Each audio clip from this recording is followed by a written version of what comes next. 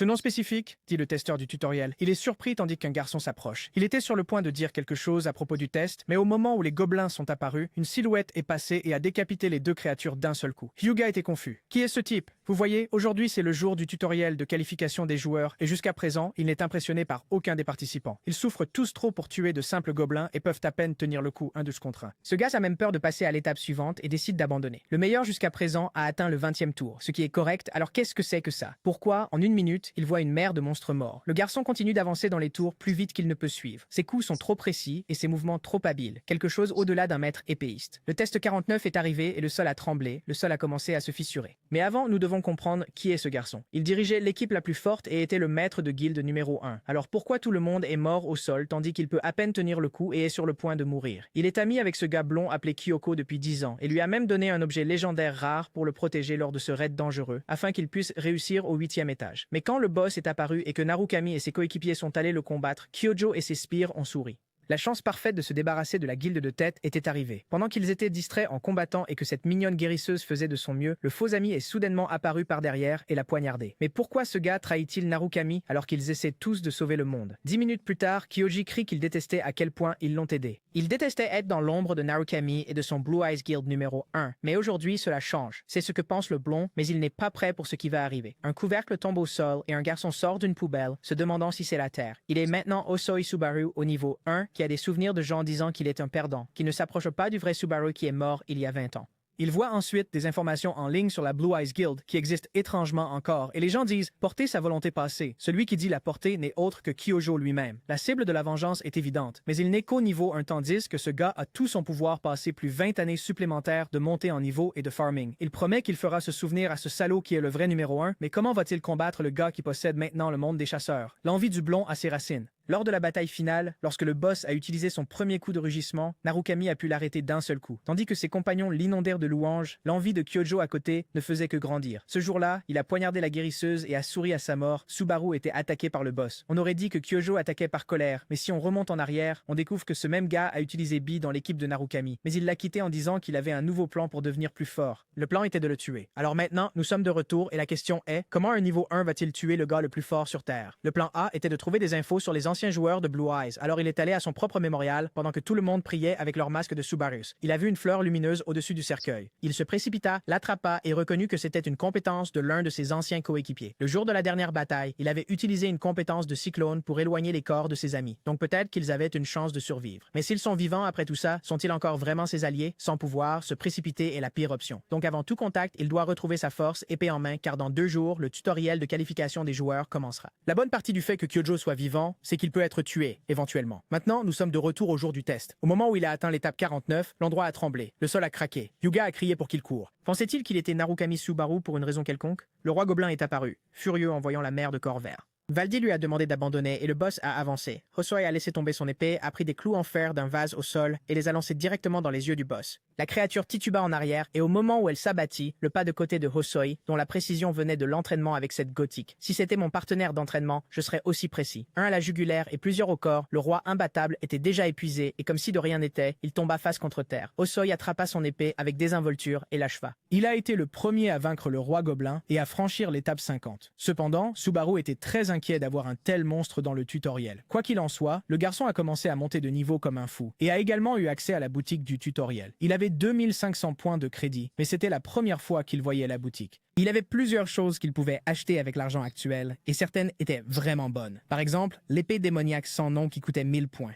Subaru avait envie de l'acheter, mais sa capacité spéciale drainait sa vie. Une autre épée était l'épée Sacrée Miranda, qui coûtait 1400 points. Puisque celui-ci soulageait la fatigue, c'était un meilleur choix que de se concentrer uniquement sur la puissance destructrice. Cependant, Subaru savait qu'aucun des choix ne serait bon s'il ne réfléchissait pas davantage. Quoi qu'il en soit, il fut surpris car il hésitait entre deux, mais vit qu'il y avait plus de choses. Il pouvait aussi acheter le pari d'apparence qui coûtait 1400, mais supprimait les mauvais effets des objets et des capacités. En voyant cela, il n'a pas hésité à l'acheter et, avec le pari, il a acheté l'épée démoniaque puisqu'il ne perdrait plus de vie. Subaru était assez satisfait du choix qu'il avait fait. L'homme chauve comprenait la logique de l'achat, mais commenta qu'il ne comprenait toujours pas une chose. Il demanda pourquoi Subaru avait acheté le pari, car cela pourrait être inutile à l'avenir. Alors Subaru se demanda s'il avait vraiment besoin de partager tout ce qu'il pensait et naturellement, Augur se sentit un peu irrespecté. Dans tous les cas, l'homme chauve accepta de laisser tomber cette fois-ci et reconnut qu'il n'avait rien. En fin de compte, Subaru pensa seulement qu'il ne s'attendait pas à ce que le gamin devienne instructeur. Il y a longtemps, Augur était un fan et il était allé demander un autographe. Subaru dit franchement qu'il n'avait pas le temps pour ça. Puis le garçon supplia, presque en pleurant, et dit que son nom était Augur. Apparemment, le temps n'avait pas été clément pour le rendre chauve si tôt. Quoi qu'il en soit, Subaru a dit qu'il ne voulait rien répondre et a demandé que les résultats restent secrets. Sans rien entendre, Augur a dit qu'il apprendrait au garçon à être un bon citoyen et a demandé si Subaru rejoindrait la guilde des chevaliers, mais il a répondu non. Augur a paniqué et a essayé de dire à quel point le garçon avait de la chance d'avoir un instructeur pour le guider. Cependant, le protagoniste est simplement monté à l'étage, laissant l'homme chauve seul et triste. Quelques secondes plus tard, au deuxième étage appelé la ville de départ, il semblait qu'une foire avait lieu. Tout le monde vendait ses marchandises, mais Subaru était inquiet. Il avait obtenu une chance impossible, une seconde opportunité de tout changer. Ayant déjà vécu cela une fois, Subaru savait qu'il devait faire mieux qu'avant. C'était pour ses camarades qui devaient l'attendre et pour terminer sa vengeance. Dans la ville de départ, il y avait une salle d'entraînement privée. Là, il était possible de tester des compétences ou de l'équipement et c'était gratuit à visiter à tout moment. La réceptionniste a indiqué la salle d'entraînement numéro 1, mais le protagoniste a demandé à aller à la 5e. Le vieil homme a essayé de ne pas laisser le novice gaspiller de l'argent, mais Subaru a insisté. Ainsi, il a crié nerveusement que quoi qu'il arrive, c'était sa responsabilité et a payé 50 crédits. Dans cet endroit, plus le numéro est élevé, plus la difficulté est grande. Donc, il était naturel de proposer un endroit plus facile pour les débutants. Cependant, le protagoniste n'était pas vraiment un débutant. Il était bien préparé pour le 5e étage. Après être entré, Subaru a saisi la nouvelle épée et elle a reconnu le garçon comme son propriétaire. Toutes les statistiques ont été temporairement augmentées et le problème de drainage de la vie et de l'endurance est apparu. Cependant, la compétence avarice s'est activée, restaurant temporairement une partie. Apparemment, son niveau 1 n'était pas suffisant pour tout annuler. Ensuite, l'épée démoniaque sans nom a commencé à absorber davantage et à restituer d'autres statistiques. Et à un moment donné, le protagoniste a atteint sa limite. Sans réfléchir à deux fois, il utilisa 10 000 crédits pour faire passer la compétence au niveau 2. Maintenant qu'il s'agissait d'une compétence de rang E, elle pouvait mieux supporter le désavantage de l'épée, bien qu'elle consomme encore de la force vitale. Une fois de plus, les statistiques du protagoniste augmentèrent.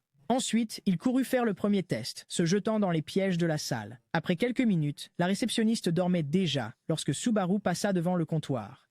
Se réveillant soudainement, il se demanda s'il rêvait, car il semblait que ce jeune homme d'avant venait de passer juste devant lui. Le réceptionniste se leva en essayant de se rappeler qui c'était, car seulement 10 minutes s'étaient écoulées. Pour être sûr, il est allé à la chambre numéro 5 pour frapper à la porte, et il est entré quand il n'a rien entendu. Puis il fut plus surpris que jamais, car la chambre était si détruite qu'on aurait dit qu'il y avait eu un tremblement de terre. Le lendemain, Subaru s'étira et se plaignit parce qu'il sentait son corps aussi dur qu'une pierre. Le bon côté était que c'était une épée démoniaque faible, car une normale aurait été encore pire. Les effets négatifs s'étaient déjà dissipés, grâce à quoi Subaru a réussi à utiliser un peu de pouvoir.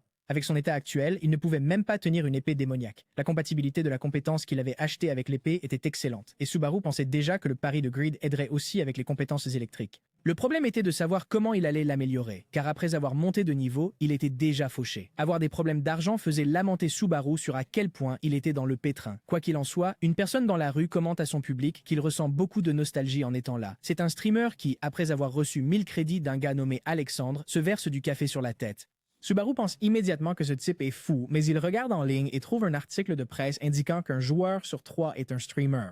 Actuellement, il existe un système où vous streamez et gagnez des points en temps réel. Soudain, quelqu'un arrive en parlant du garçon qui est là aussi. Il dit que c'est drôle de trouver Subaru ici. Le protagoniste commence à sentir son corps étrange, comme s'il n'aimait pas la personne. Ce gars demande si Subaru va juste l'ignorer et le héros réalise qu'il a peur de lui. Le protagoniste explique, en tremblant, qu'il a aussi réussi à arriver ici. Puis le gars s'assoit, disant qu'il est fichu parce qu'un perdant comme lui a réussi à passer le tutoriel. Il a avoué qu'il espérait que Subaru mourrait face aux gobelins. Avant de se réveiller dans les ordures, le véritable propriétaire de ce corps était harcelé. Isaac a dit qu'il a fait ça parce qu'il était une ordure. Il a dit que le nom du garçon l'agaçait et qu'il ne pouvait même pas faire ce qu'il lui demandait.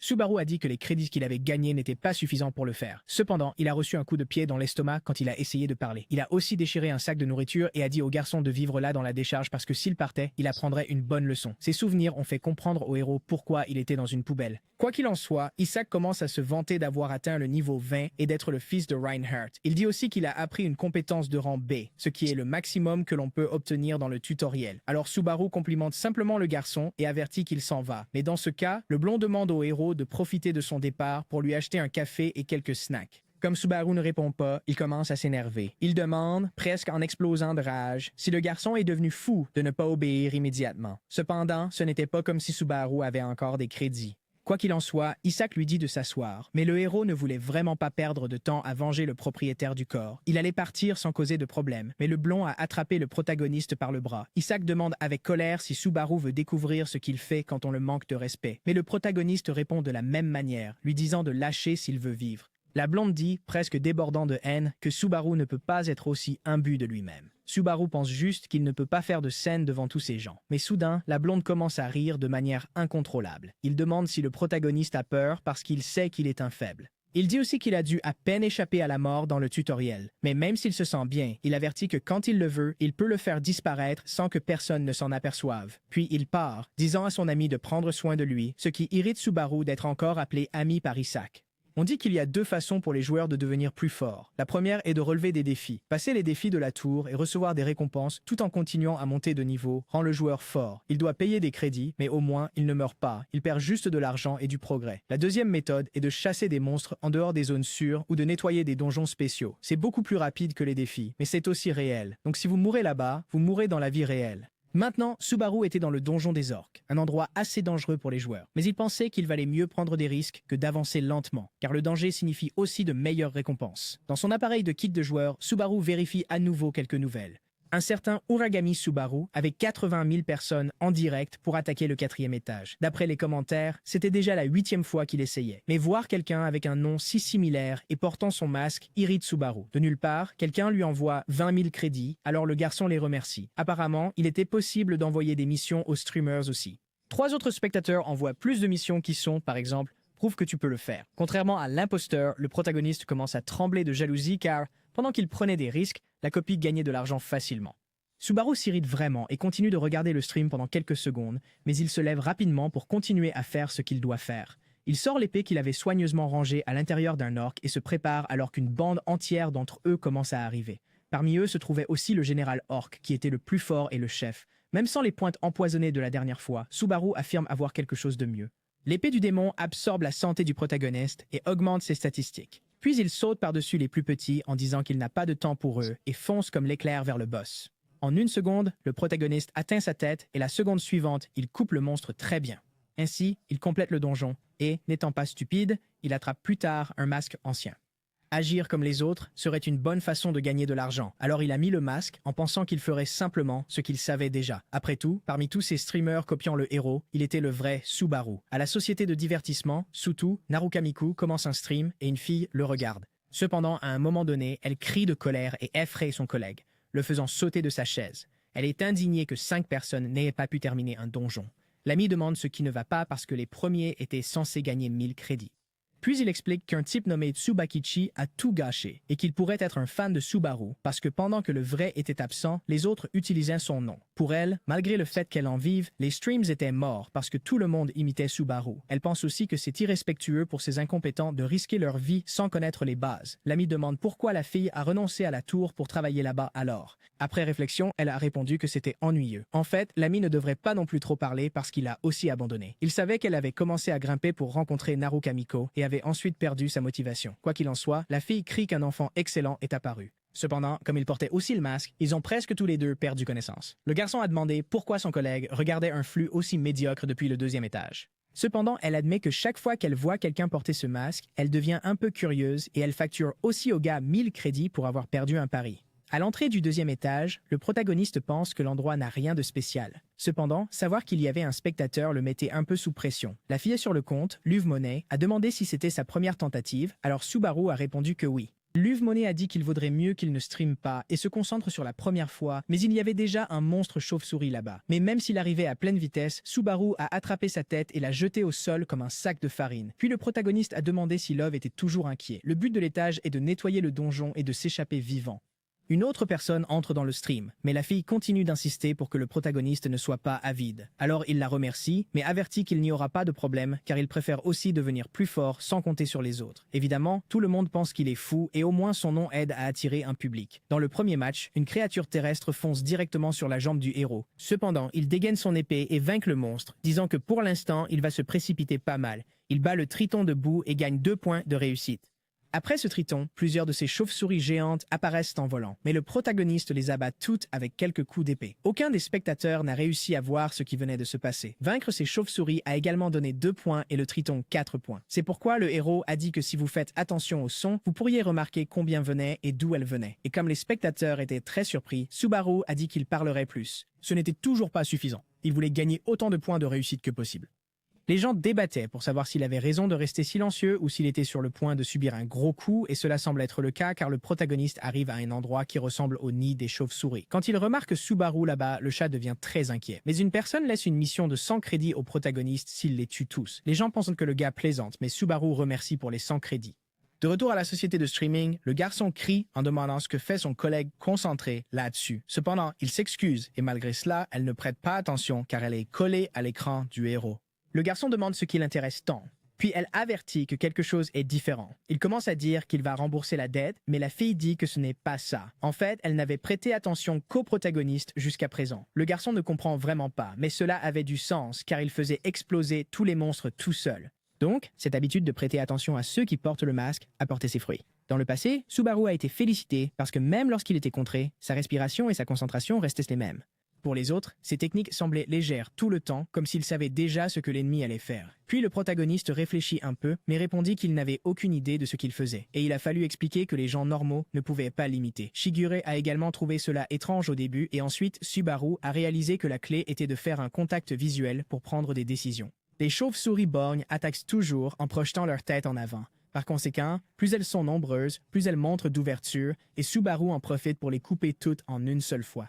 Pour les spectateurs, les explications étaient comme « Si vous bougez votre pied, vous pouvez marcher ». À la fin, Luvmoni rappelle au garçon de ne pas oublier de collecter les crédits, mais il tripote beaucoup le kit du joueur et reste silencieux pendant un bon moment, jusqu'à ce qu'il admette finalement qu'il ne sait pas comment accepter. Les spectateurs n'en reviennent pas qu'il soit si ignorant, mais Luv aide le protagoniste pour que le garçon ne perde pas de temps et se dirige directement vers le prochain objectif. À la société Suiten, la fille crie de joie. Elle dit que c'est très mauvais, mais son visage montrait qu'elle adorait ça.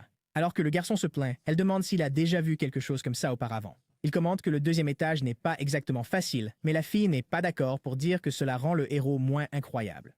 Elle devient tellement éblouie qu'elle commence à croire que c'est le destin, et elle devine aussi accidentellement que le garçon est la réincarnation de Narukami Subaru, comme dans les manhwas. Quand le sujet est Subaru, la fille a le vertige rien qu'en parlant de lui. Mais l'ami nommé Sigin l'interrompt avant qu'elle ne commence à penser à poursuivre le protagoniste. C'était exactement ce qu'elle voulait faire, mais Sigin pensait comme un investisseur. Il a dit que s'ils en parlaient au patron, il se ferait gronder. Alors les deux se sont disputés, mais Luv a abandonné pour l'instant parce qu'elle continuait à regarder le live stream du héros. Enfin, le protagoniste est dans la zone la plus importante du donjon. C'était déjà le dernier endroit à compléter. Puis il s'est appuyé contre les portes et elles se sont ouvertes d'elles-mêmes, révélant un monstre qui dormait à l'intérieur. Ce monstre était le loup guerrier nommé Greg, le boss de l'étage. L'objectif de la mission était de gagner le respect du loup guerrier à travers un test. Le système n'a jamais dit que c'était un monstre à chasser. C'était un gardien, mais quelqu'un a offert 3000 crédits s'il pouvait vaincre le loup. Dans la réalité du protagoniste, ce montant était assez important, alors il s'est inquiété. Finalement, le monstre a commencé à bouger petit à petit jusqu'à ce qu'il se lève du sol et commence à parler à notre héros.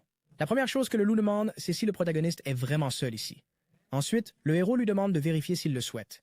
Greg admet qu'il le trouve intéressant et qu'il sent comme un très bon guerrier. Les loups de la tribu des guerriers peuvent différencier les odeurs et les parfums qui révèlent ce qu'est une personne. En gros, en une seconde, le loup donne la permission à Subaru de continuer à avancer, mais le héros s'excuse et l'informe que son objectif est Greg, ce qui laisse le loup assez confus. Subaru explique qu'il a pour mission de le tuer et, ayant senti l'odeur, Greg est capable de comprendre. De retour à Sututen, les deux travailleurs vont parler au patron. Puis l'homme nommé John Tail tape sur l'ordinateur et demande la taille du public des protagonistes. Seigen dit timidement qu'il s'agit d'environ 20 personnes, mais Love interrompt et commente fièrement qu'il a déjà dépassé 30. Le patron demande si les deux se moquent de lui.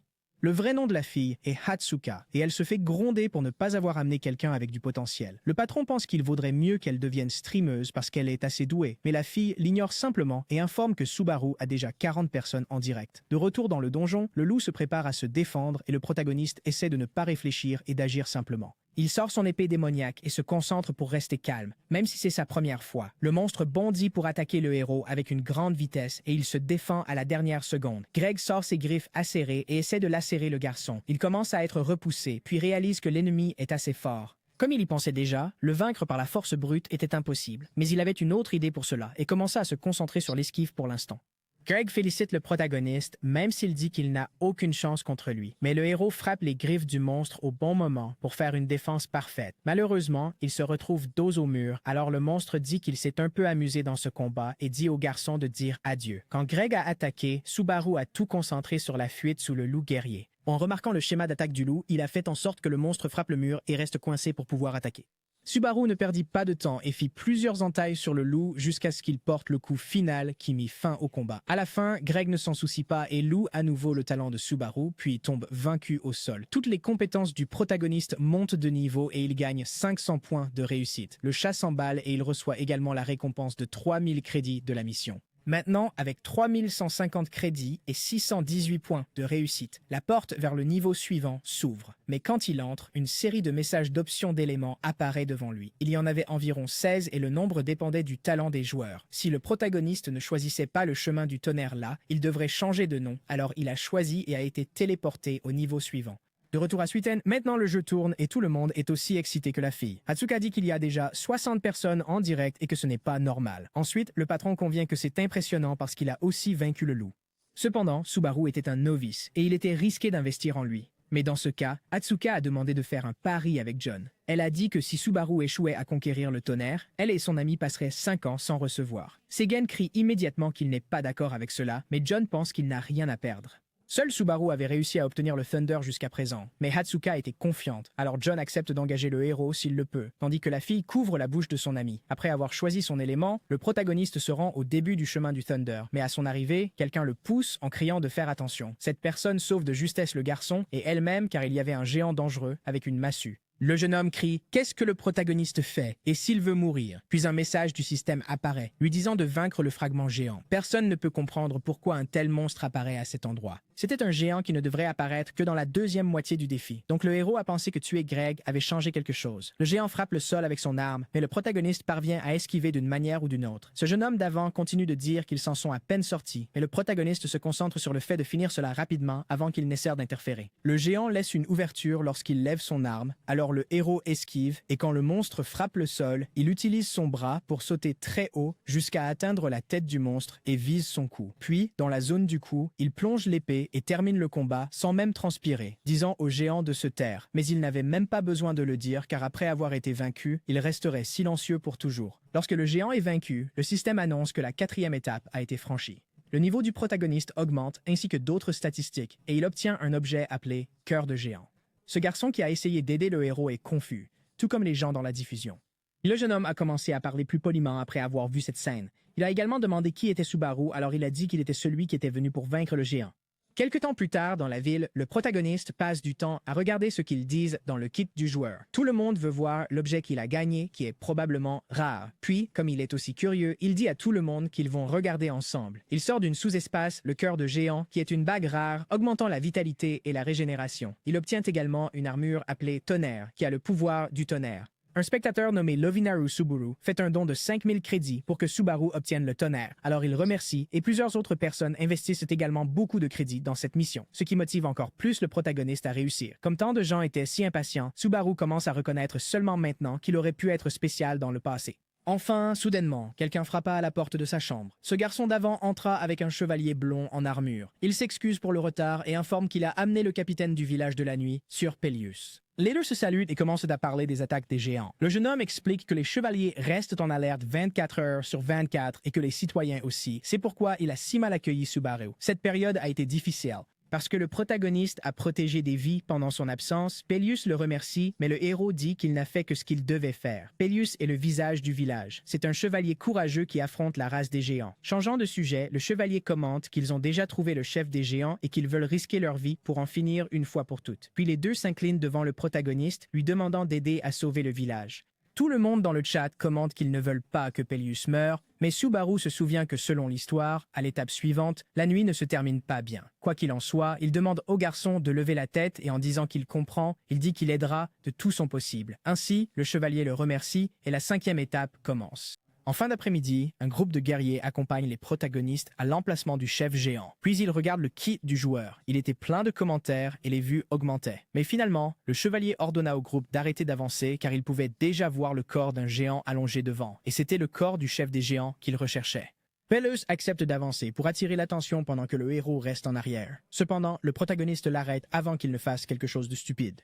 Soudain, le sol commence à trembler, obligeant tout le monde à s'accrocher pour éviter de tomber. Puis le héros avertit que cette chose est déjà réveillée. Lorsque le monstre regarde le groupe, une bande de géants émerge du sol et commence à les poursuivre. Il est difficile de comprendre pourquoi il y a soudainement une armée là. Peleus sent qu'il n'y a aucun moyen de riposter. Puis le pire scénario commence alors que les guerriers sont capturés et dévorés par ces abominations. Tout cela devant les autres qui seront les prochains, avec un sourire psychopathe sur leur visage. Peleus crie immédiatement à tout le monde de se replier à la base de la montagne. Lorsque le désastre commence, certains chevaliers sont sous le choc et d'autres essaient de garder leur calme. L'un d'eux perd la raison parce qu'il voit son frère se faire tuer. Puis Peleus crie à tout le monde de courir, disant que c'est un ordre. Il dit aux gardes de penser à leur famille et au village, parce que s'ils meurent là, ce sera la fin. À la fin, seuls Peleus et Falcon restent en première ligne, mais le protagoniste reste également ferme, sans reculer d'un pas. Le blond crie qu'il doit aussi courir et laisser les chevaliers pour un autre jour, mais le protagoniste dit que c'est lui qui devrait dire cela.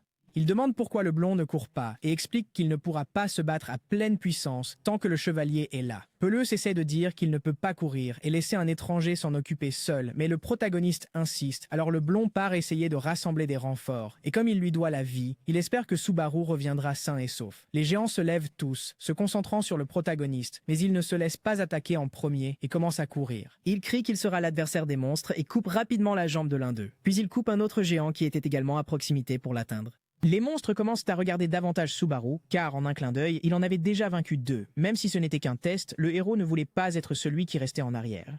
Pendant que le combat se déroule, le blond court sans s'arrêter, mais à un moment donné, il se sent en colère contre lui-même d'avoir accepté de fuir. La discussion des protagonistes ne croit pas qu'il va réellement se battre. En théorie, Pélé allait mourir là, mais Subaru savait qu'il pouvait déjà sauver tout le monde, alors il a continué sur le champ de bataille et a vaincu 2 monstres de plus avec une seule attaque.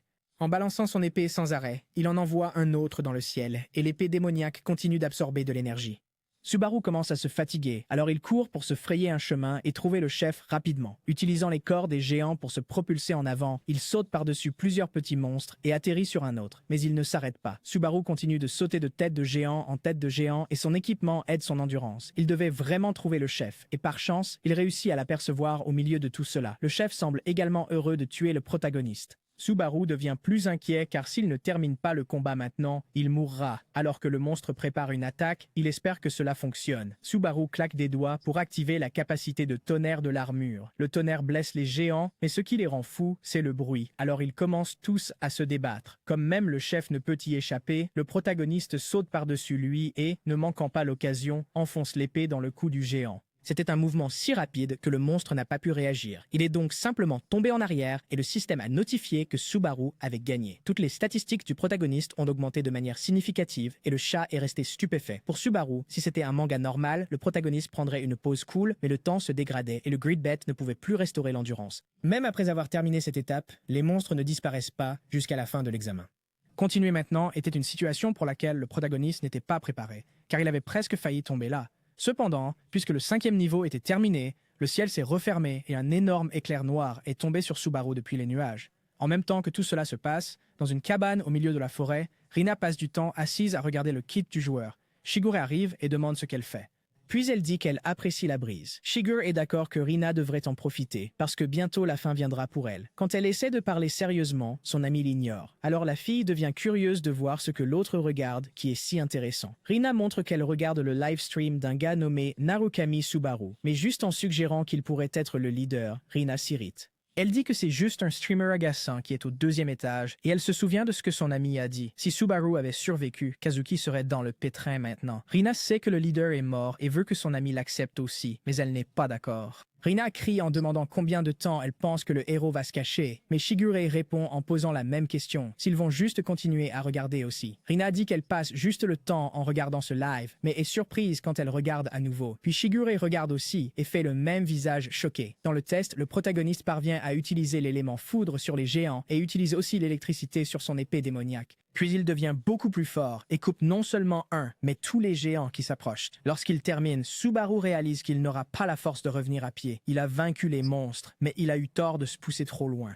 Heureusement pour le garçon, il n'était pas seul. Peleus est vraiment allé chercher des renforts, et quand il a trouvé le héros là-bas, il a couru pour l'aider. Mais le protagoniste ne pouvait même pas parler et fermait les yeux jusqu'à s'évanouir. Dans l'entreprise de divertissement, il y a une atmosphère tendue parce qu'ils ont arrêté de regarder la diffusion.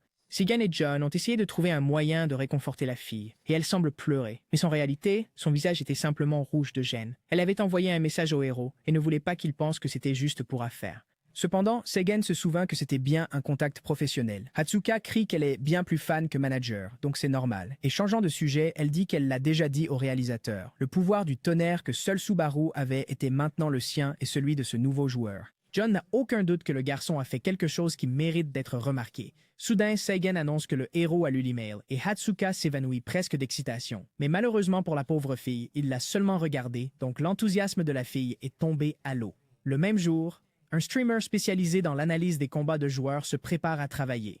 Okwei a acquis une position significative avec ses opinions et tutoriels sur comment vaincre les ennemis. Il regarde attentivement diverses vidéos de joueurs, y compris Kurokawa Amon, qui est récemment entré dans la zone bleue, et aussi Kazuki, qui est maintenant le visage des joueurs, verra ses compétences analysées. Okwei reconnaît que Subaru est une légende et qu'il n'y a personne de mieux à envisager. Il remercie donc tous les spectateurs d'être présents et annonce que le sujet d'aujourd'hui concerne Subaru. Okwei va voir ce qui se passe dans les sujets en direct et finit par se retrouver sur le stream du protagoniste. Même lui s'inquiète de la capacité du héros, qui utilise très bien ses nouveaux pouvoirs. Okwei explique que le héros contrôle le flux et met la force nécessaire dans l'épée sans gaspiller d'énergie. Le streamer ne voit rien à critiquer et réalise que les gens ne comprennent pas cela. Il commente ensuite qu'il deviendra quelqu'un d'important et qu'il devrait y prêter attention.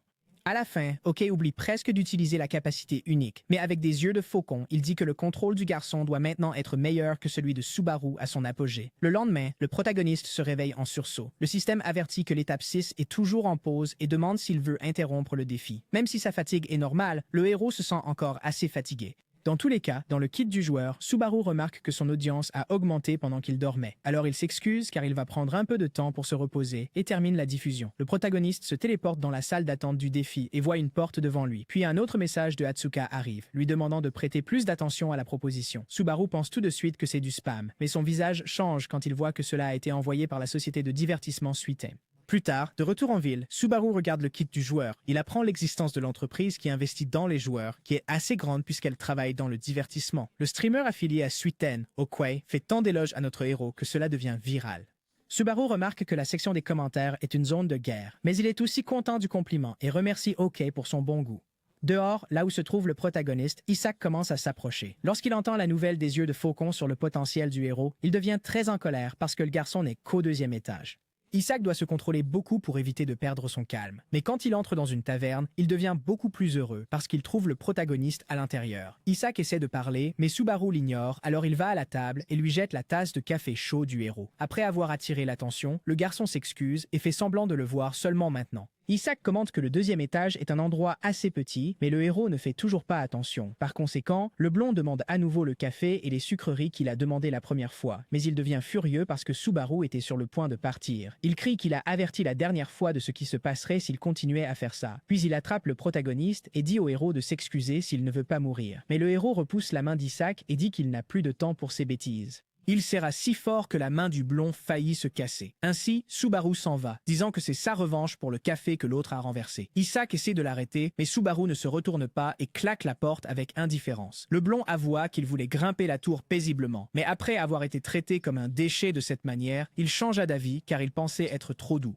À l'extérieur de la cabane, le protagoniste regarde le kit et envoie un message à quelqu'un qui le recevra dans cette maison en bois dans la forêt. Car il avait envoyé le message à Rina pour demander à se rencontrer. Dans une grotte sombre au 2e étage, plusieurs monstres ont été vaincus par le protagoniste. Il se prépare à entrer dans la salle du boss, où se cache le roi lézard. Le pari de cupidité du protagoniste est déjà au niveau 3, donc il s'y habitue. Soudain, une étincelle de feu se transforme en un lézard géant appelé Salamander, qui est le boss, et il court comme un fou. Pour éviter un accident comme la dernière fois, Subaru voulait tester la foudre pour voir jusqu'où il pouvait aller. D'abord, il met le pouvoir du tonnerre dans ses pieds et saute haut pour couper Salamander. Subaru agit comme son ancien corps, mais le monstre déclenche une explosion de feu pour tuer le garçon avant qu'il ne monte. Puis il met le pouvoir de la foudre dans l'épée démoniaque et coupe le feu, mais la fatigue augmente. Enfin, au sommet du monstre, le protagoniste utilise toute sa force et le coupe en deux, terminant le donjon avec un pied sur son dos. À la sortie du donjon, le héros voit que sa fatigue diminue plus lentement et qu'il lui en reste encore beaucoup à dépenser. Le problème était que pour augmenter le pari de cupidité, c'était maintenant 40 000 crédits. Subaru voulait juste que quelqu'un se présente avec un bon travail pour lui, mais à ce moment-là, une personne est apparue au fond de la forêt en appelant son nom. Cette personne riait déjà de lui pour avoir essayé de monter de niveau là-bas et a dit que malgré le fait qu'ils se connaissent depuis l'enfance, il est toujours très surpris. Subaru dit qu'il est persévérant, alors Isaac déclare rapidement que sa patience a des limites. Et très proche du héros, il commande qu'il pense qu'il vaut mieux que ce soit la dernière rencontre entre les deux, ce qui rend Subaru curieux. De retour dans la partie principale de la ville de départ, le garçon aux yeux de faucon entre dans une cave à vin ordinaire. À l'intérieur, le président de la société Sweeten, John, l'appelle pour qu'il vienne s'asseoir. Les deux parlent de choses normales, comme le fait que le travail se passe bien, puis OK dit que c'est plus ou moins. Cependant, John dit que c'est normal et que son public ne partira pas sans raison. Quoi qu'il en soit, les deux passent rapidement au sujet principal, qui n'est pas simplement de prendre une tasse de thé. Le président veut connaître l'évaluation que OK a faite du protagoniste. Alors, comme il l'a déjà dit, il répète que son talent est supérieur à celui de Subaru. John ne remet pas en question l'intuition de son ami et révèle qu'il a l'intention de l'embaucher également.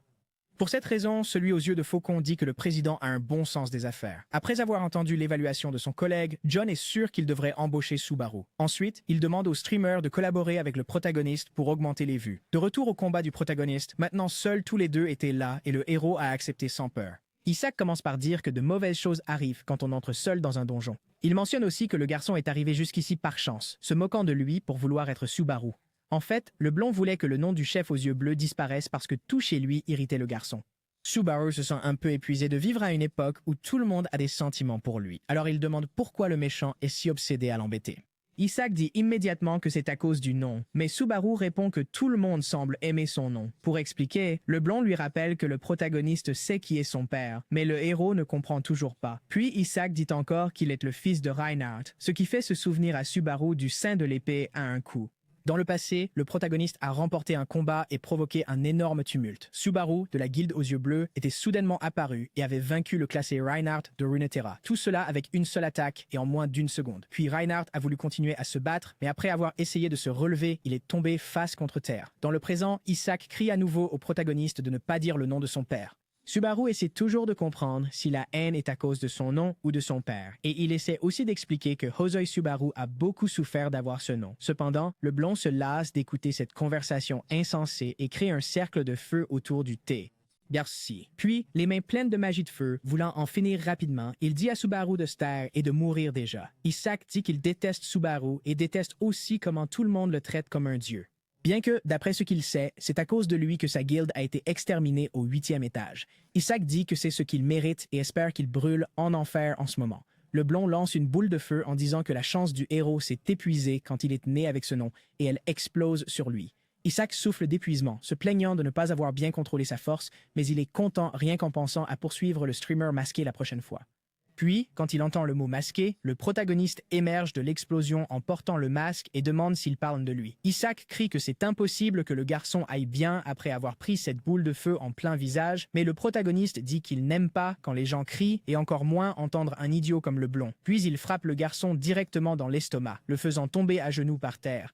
Après le coup, Isaac ne peut même pas parler correctement, alors le héros se moque de son visage. Isaac n'arrive pas à croire que cela se passe, alors Subaru invite le garçon à jouer à un jeu. Il demande à son collègue de deviner s'il est Hosoi Subaru ou le streamer masqué Narukami Subaru, ou peut-être même le vrai Narukami Subaru de la guilde aux yeux bleus. Isaac commence à comprendre que le protagoniste est le célèbre garçon des streams. Mais pour un perdant comme lui d'obtenir l'élément foudre, il ne pense pas que ce soit un gros problème. Il dit qu'un nul comme le héros ne pourra pas gagner à ce niveau, et à cause de cela, il dit que cela signifie qu'il est supérieur au vrai Subaru des yeux bleus. Isaac se jette sur le protagoniste, explosant de rage, mais maintenant Subaru réagit brutalement, coupant le bras du garçon. Tandis que le blond essaie de comprendre, le protagoniste demande comment il peut être si confiant. Isaac est encore très confus, mais il commence alors à se souvenir quand Subaru parlait de la souffrance de Hosoi, comme s'il était une autre personne, et il finit par découvrir que le protagoniste est le vrai Subaru. Mais cela n'a pas aidé à le découvrir avant d'être complètement coupé. En 2 coups, le combat était terminé et le blond s'est évanoui. Puis le héros a dit que ce serait son remerciement pour avoir emprunté le corps de Hosoi. Dans un restaurant ordinaire, des gens commentent sur la présence d'un fan de Subaru. Ils ressentent de la gêne par procuration et voient qu'il fait un live stream. Après avoir beaucoup réfléchi, le héros a compris que porter ce masque tout le temps était bien pour que les ennemis ne connaissent pas son identité. Et enfin, la personne qui l'attendait est apparue. Hatsuka dit que c'est un plaisir de le rencontrer et mentionne qu'elle est celle qui a envoyé le message. Puis elle se présente, mais ne peut s'empêcher de montrer qu'elle est embarrassée. Les deux se serrent la main avec beaucoup de respect, et la fille voit que le garçon ressemble beaucoup au vrai Subaru, comme s'il était revenu à la vie et cachait son visage avec un masque. Subaru demande si quelque chose ne va pas et la fille est presque submergée de gêne, surtout qu'elle se souvient que le patron a dit qu'elle devait faire bonne impression et qu'elle était déjà en train de gâcher. Elle commence à se gratter la tête de stress, puis le protagoniste engage la conversation en demandant si elle est fan de Subaru. Alors que Hatsuka dit oui, le héros essaie de se minimiser, mais elle mentionne aussi qu'elle est fan de lui. Hatsuka dit fièrement qu'en fait, elle regardait ses lives depuis qu'il n'y avait personne d'autre et qu'elle était aussi très inquiète quand il est entré dans l'épreuve des géants. Dans tous les cas, le protagoniste la remercie pour son soutien. Hatsuka commence à dire que c'était le destin, et c'est pourquoi elle a envoyé un message via le profil de l'entreprise. Quoi qu'il en soit, la fille se contrôle pour être plus professionnelle et parle davantage du contrat. Des publicités aux événements, elle dit que l'entreprise fera tout son possible pour la marque du héros, et ce qu'il doit faire en retour, c'est simplement continuer à diffuser. Subaru demande si chaque streamer a une vie aussi bonne, mais la fille explique qu'il est spécial. Quoi qu'il en soit, il interrompt Hatsuka, parlant des conditions pour demander si tous les managers sont aussi comme elle. Puis la fille essaie de dire qu'ils sont meilleurs parce qu'elle ne sait pas s'il aime ou déteste cela. Alors que la fille pensait qu'elle avait des ennuis, Subaru voyait juste que son niveau était élevé. C'est pourquoi il essaie de rester silencieux, car si un manager d'entreprise était si fort, il devait devenir beaucoup plus puissant. Hatsuka devient de plus en plus triste, mais soudainement le protagoniste dit qu'il pense pouvoir lui faire confiance, et il tend la main pour formaliser un contrat avec la Sweeten Entertainment Company. Puis la fille le remercie pour sa confiance, presque en pleurant d'émotion. Le lendemain, le protagoniste ouvre un live stream et 703 personnes se joignent pour regarder. Il devient fou que les vues aient autant augmenté du jour au lendemain, mais Hatsuka travaillait pour cela, alors il appelle le public à s'amuser avec le spectacle qu'il va donner. Le protagoniste commence la 6e étape, appelée Légende du chemin du tonnerre par un jour de pluie. À l'intérieur d'une tente, le groupe de chevaliers prépare un plan pour avancer davantage. Pelos demande si le protagoniste est déjà là. Puis Falcon dit non. Un autre demande s'ils peuvent lui faire confiance, et un collègue dit qu'il est difficile de croire qu'un étranger a vaincu le chef géant seul. Deux autres disent que le blond ne peut pas être aussi naïf s'il ne l'a pas vu se battre, mais Pelos crie aux deux d'arrêter de dire des bêtises. Et juste au moment où il parlait de Subaru, le garçon apparaît. Pelos va immédiatement vérifier s'il va bien. Puis le héros dit qu'il va bien. Aux yeux des autres, le masque du protagoniste est assez suspect. Le héros se rend compte que les autres ne croient pas qu'il a vaincu le géant. Il se souvient que Hatsuka a accepté de créer une position pour couper son microphone, alors il dit seulement aux PNJ qu'ils sont très arrogants. Avant toute chose, un chevalier plus âgé le remercie, disant que son nom est Dale. Subaru dit que c'est un plaisir, et le vieil homme dit qu'il défendait le village quand ils ont été attaqués par lui. Le héros demande immédiatement s'il y a quelqu'un de plus puissant que le chef. Le vieil homme dit que les vrais géants qui ont autrefois combattu contre les dieux ont été scellés quelque part et ont disparu. Donc ceux qui existent maintenant sont des vestiges de ce qui était le meilleur. Cependant, Dale devient presque fou en parlant du géant qui est apparu après que le héros a tué le chef. Une atmosphère très lourde remplit la pièce, mais les protagonistes pensent qu'il est simple de se battre contre lui. Dale n'a pas le courage de demander de l'aide et dit que le héros est confiant parce qu'il ne l'a pas encore vu. Pelos crie même à Subaru, disant qu'il y a une légende selon laquelle au sommet de la montagne du millénaire se trouve un fragment de tonnerre caché. Et la légende dit aussi que celui qui doit trouver le fragment est le bienfaiteur du village. Quelques jours plus tard, un autre village prend feu et des gens fuient désespérément plusieurs géants. Le chef des géants là-bas parle comme s'il avait vu son fils et ramasse un chevalier du sol. Puis, avec lui dans la paume de sa main, il l'écrase simplement en bouillie et dit qu'il vengera son fils avec du sang humain. Subaru est déjà très proche du chaos et voit le monstre dans la ville après être descendu de la montagne. Le chat a un peu peur parce que le géant ressemble à un psychopathe fou. En remontant dans le temps, la blonde a dit qu'il faudrait 3 jours pour que les géants arrivent, et a dit à Subaru de fuir s'il ne pouvait pas trouver le fragment. Alors, le héros est allé à la montagne du millénaire pour essayer de trouver le pouvoir du tonnerre. Mais il n'avait pas peur parce qu'il avait confiance en sa capacité à surmonter n'importe quel défi. Le problème était que cette phrase était la même qu'il avait utilisée auparavant, donc le chat a remarqué la référence. Certains partisans du protagoniste ont dit que les missions étaient à son crédit. Quoi qu'il en soit, le jeune homme continue de monter à cheval jusqu'à ce qu'il atteigne l'endroit où le blond a dit qu'un des fragments de tonnerre devrait être caché. Notre héros s'arrête lorsqu'un énorme mur de pierre bloque le chemin, puis il commence à chercher. Pelos a dit que le fragment avait été transmis à travers les légendes, mais il ne savait même pas ce que c'était. Malheureusement, le blond ne savait pas non plus comment obtenir le pouvoir, mais il était sûr que quiconque contrôlait le tonnerre pourrait vaincre les géants. Dans le monde des humains, Hatsuka crie de joie au patron qu'elle a conclu un contrat, puis il rit beaucoup et dit que la fille est enfin devenue une personne décente. Hatsuka le remercie, mais demande aussi si elle n'était pas bien jusqu'à présent.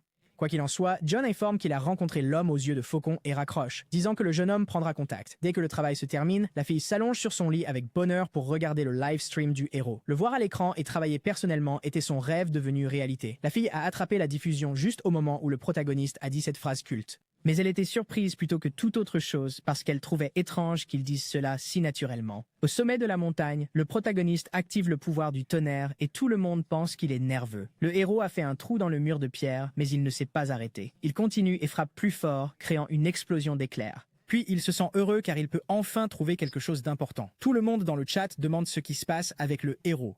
Seulement, il ressentait qu'un pouvoir de tonnerre appelait le tonnerre à l'intérieur de son corps et ce pouvoir se trouve derrière la porte qu'il vient de découvrir sur la montagne. Alors qu'il avance, le chat discute du fait que le protagoniste n'a pas de clé pour l'ouvrir. Cependant, il tend la main et dès qu'il touche la pierre, des éclairs apparaissent. Puis une fois de plus, le protagoniste rassemble de l'énergie électrique dans sa main et serre les poings pour attaquer. Il connaissait déjà le secret pour ouvrir la porte. Alors, au lieu de chercher une clé, il a simplement essayé de la défoncer. Lorsque le pouvoir électrique du protagoniste touche la porte, elle réagit, tremblant de partout.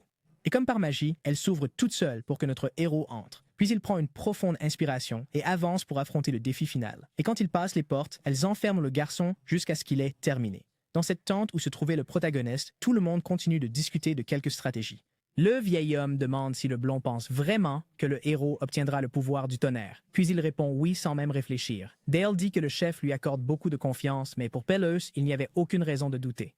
Soudain, une personne apparaît, criant que tout le monde mourra même si Subaru réussit. Il tremble de peur à genoux et dit que les collègues présents ne connaissent pas la puissance du géant qu'ils affronteront. Pelos va voir le garçon en demandant s'il devrait alors abandonner. Le blond veut vraiment croire au protagoniste parce qu'il a été sauvé par lui une fois. Cependant, le garçon dit que c'est facile pour Peles de dire cela quand il n'a pas vu le monstre. Soudain, la tente commence à trembler et des objets tombent des tables. Puis un chevalier entre en criant que l'ennemi est là, ce qui surprend tout le monde car il ne s'attendait pas à ce qu'il arrive si vite. À l'intérieur de la grotte que le protagoniste a ouverte, il marche en essayant de découvrir ce que le test veut qu'il fasse. Certains disent qu'il ne semble rien y avoir, et quelques-uns mentionnent des choses intéressantes comme la rapidité de l'éclair qui peut être si rapide qu'il ne peut être vu. Subaru commence alors à essayer de trouver quelque chose qu'il ne voit pas. Il ferme les yeux en se rappelant que le nom du défi est Chemin du tonnerre. La puissance la plus forte qu'il ressentait venait de sous ses pieds, alors il eut une idée. Il ramasse une pierre du sol et la lance au loin de toutes ses forces. Alors que l'électricité se disperse dans l'air, elle devient invisible à l'œil humain,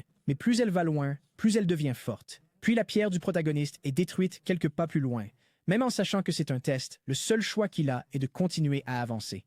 Ensuite, le héros pense que cela doit être une sorte de défi cruel d'endurance où s'il ne peut pas passer, il mourra. Plusieurs personnes donnent des missions au protagoniste et certaines lui disent d'arrêter pour éviter de mourir. Mais il les remercie et continue. Dans la cabane de la forêt, en préparant le dîner, Shigure regarde le kit du joueur avec grande attention, si bien que lorsque Rina apparaît, elle sursaute de sa chaise de peur. Rina est également surprise, puis demande si son ami regardait quelque chose de suspect. Évidemment, Shigure dit non et qu'elle est juste un peu fatiguée. Rina, à son tour, la taquine en disant que les pervers ont généralement plus de poils. En fait, depuis qu'elle était interdite de regarder des streams, la fille s'ennuyait, mais Rina est devenue curieuse car il semblait qu'elle était chassée du canapé. Shigure devient si anxieuse qu'elle crie beaucoup sur son amie. Elle dit à la fille d'aller se reposer ailleurs et d'arrêter de se mêler de tout ce qu'elle fait tout en éteignant le son du kit. Quoi qu'il en soit, Rina se sent mal à l'aise là-bas et se lève du canapé pour partir. Comme elle a dépassé les bornes, l'amie dit que l'autre peut rester un peu plus longtemps et manger, mais Rina claque la porte au nez de Shigure avec colère. De toute façon, maintenant Shigure peut retourner regarder le stream qu'elle suivait, parce que si Rina avait vu qu'elle regardait ça, cela aurait causé des problèmes. La fille pense que, même s'ils étaient différents, Subaru ne les oublierait pas. Et cela attire son attention de voir comment le protagoniste se comporte exactement comme le leader, sauf pour la partie où il semble désespéré pour des crédits. À la fin, la fille s'est distraite, alors la main de Rina a touché l'épaule de Shigure en demandant si elle pensait qu'elle ne le remarquerait pas. Et rien qu'à l'expression de la fille, il était clair qu'elle était furieuse. Dans la grotte du chemin du tonnerre, le protagoniste continue d'avancer très prudemment. Mais il arrive un moment où il commence à être électrocuté, et là, sa progression n'est qu'à 2,3%. Subaru ne peut endurer que parce qu'il ressent une sensation familière, ayant dû faire face à cela plusieurs fois dans le passé. Avec 3,2% de progression, il devient clair qu'il a encore un long chemin à parcourir. Mais il continue parce que maintenant qu'il connaît l'objectif, il doit juste être assez résilient. Les gens dans le chat ne comprennent pas pourquoi il ne court pas parce qu'ils ne ressentent pas sa douleur.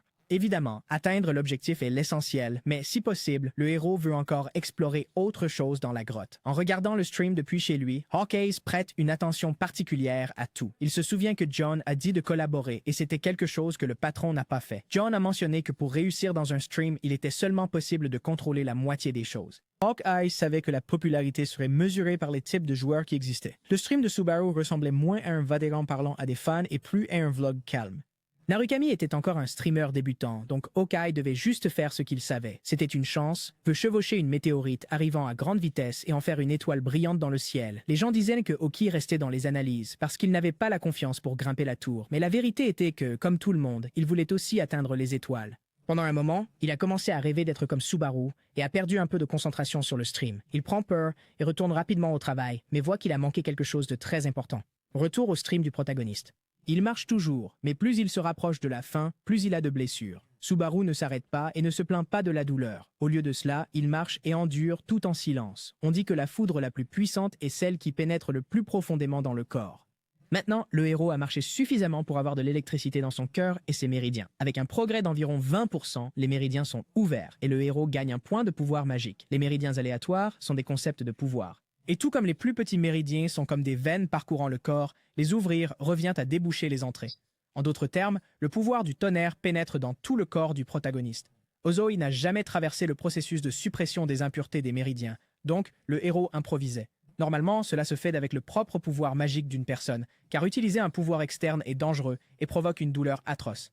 Même en saignant abondamment, le protagoniste continue de se diriger vers son objectif. Rina se sent triste en regardant cette scène à la maison. Elle regarde en silence. En tant que joueuse, la fille sait ce que fait le héros, mais elle ne connaît pas la raison. En bougeant son corps, il absorbe essentiellement une puissance externe au lieu de sa propre magie. Tout le monde sait que la douleur est immense et qu'habituellement, une personne s'évanouit immédiatement. Même si la mort à l'examen n'est pas une réalité, la douleur est réelle. Alors la fille pleure presque en voulant savoir pourquoi il va si loin. Avec 50% de progression, l'ouverture des plus petits méridiens est plus ou moins complète. Par conséquent, le héros réalise qu'il a fait une erreur. Il se sentait si mal qu'il pensait qu'il allait mourir et échouer. Dans le passé, Subaru disait souvent qu'il n'y avait pas de défi qui ne pouvait être surmonté. C'est ainsi qu'il motivait ses coéquipiers, car à la fin, il gagnait toujours. Mais maintenant, il regrettait tout. Pour le héros, s'il n'avait pas parlé avec tant d'arrogance, peut-être qu'aucun d'eux ne serait mort avec lui. Pour aggraver les choses, Subaru se souvient que les derniers mots qu'il a entendus de la blonde concernaient l'arrogance. Tout cela était de sa faute et il continuait à marcher aussi loin qu'il le pouvait. Mais finalement, le héros tombe face contre terre et ne peut même plus bouger correctement ses bras. Après s'être évanoui, le protagoniste se réveille dans un champ vert avec son ancien corps et ne sait pas où il est. Mais quand il se retourne, il voit tous ses compagnons en train de pique-niquer et est choqué.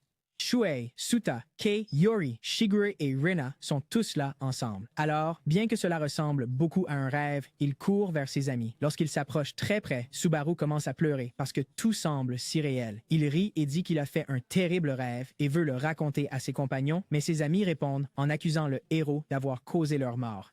Subaru devient désespéré et la fille qui a été poignardée par le blond demande pourquoi il ne les a pas protégés après s'être vanté d'être bon. Une sorte de feu rouge transforme le feu de camp du pique-nique. Subaru essaie de crier et de s'expliquer, mais ses amis se transforment en âmes vengeresses méconnaissables. Le héros crie encore plus fort, suppliant ses compagnons de ne pas le laisser seul, et il devient si désespéré qu'il s'agenouille par terre et supplie. Mais une explosion met fin à tout.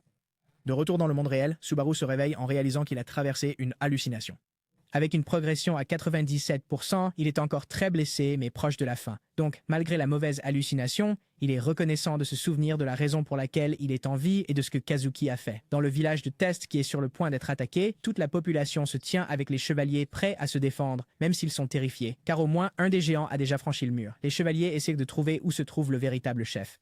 Ils disent aussi que le héros a dû fuir, mais Pelé crie qu'il ne l'a pas fait. D'abord, ils ont confié l'avenir du village à un étranger, et ensuite ils ont douté du chef. C'est pourquoi le blond a demandé si les plaignants n'avaient pas honte de se dire chevalier. Dale déclare rapidement que le chef a raison et qu'avant de blâmer qui que ce soit, ils doivent protéger le village. Il tire son épée avec une énergie magique et affirme que les chevaliers doivent protéger et non être protégés. Puis, prenant la ligne de front, Dale et Peleus se précipitent pour affronter les monstres, prêts à mourir avec honneur. À ce moment-là, le protagoniste atteint enfin 99% de progression. Il parvient à avoir une sorte de noyau d'énergie électrique et devine que c'est l'objectif du test. Le problème est que sa fatigue est aussi presque à 100%, mais être si proche ne le laisse pas abandonner. De retour dans la bataille au village, Dale court à toute vitesse. Et utilisant son épée, il coupe la jambe d'un géant. Le monstre hurle de douleur lorsqu'il est touché et essaie d'attraper le vieil homme, mais échoue.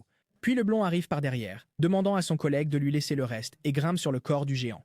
Ainsi, lorsqu'il atteint la hauteur du cou, il saute par-dessus et coupe le géant dans toutes les directions. Le géant est exterminé en 1 seconde et tombe en arrière, vaincu, incapable de faire quoi que ce soit.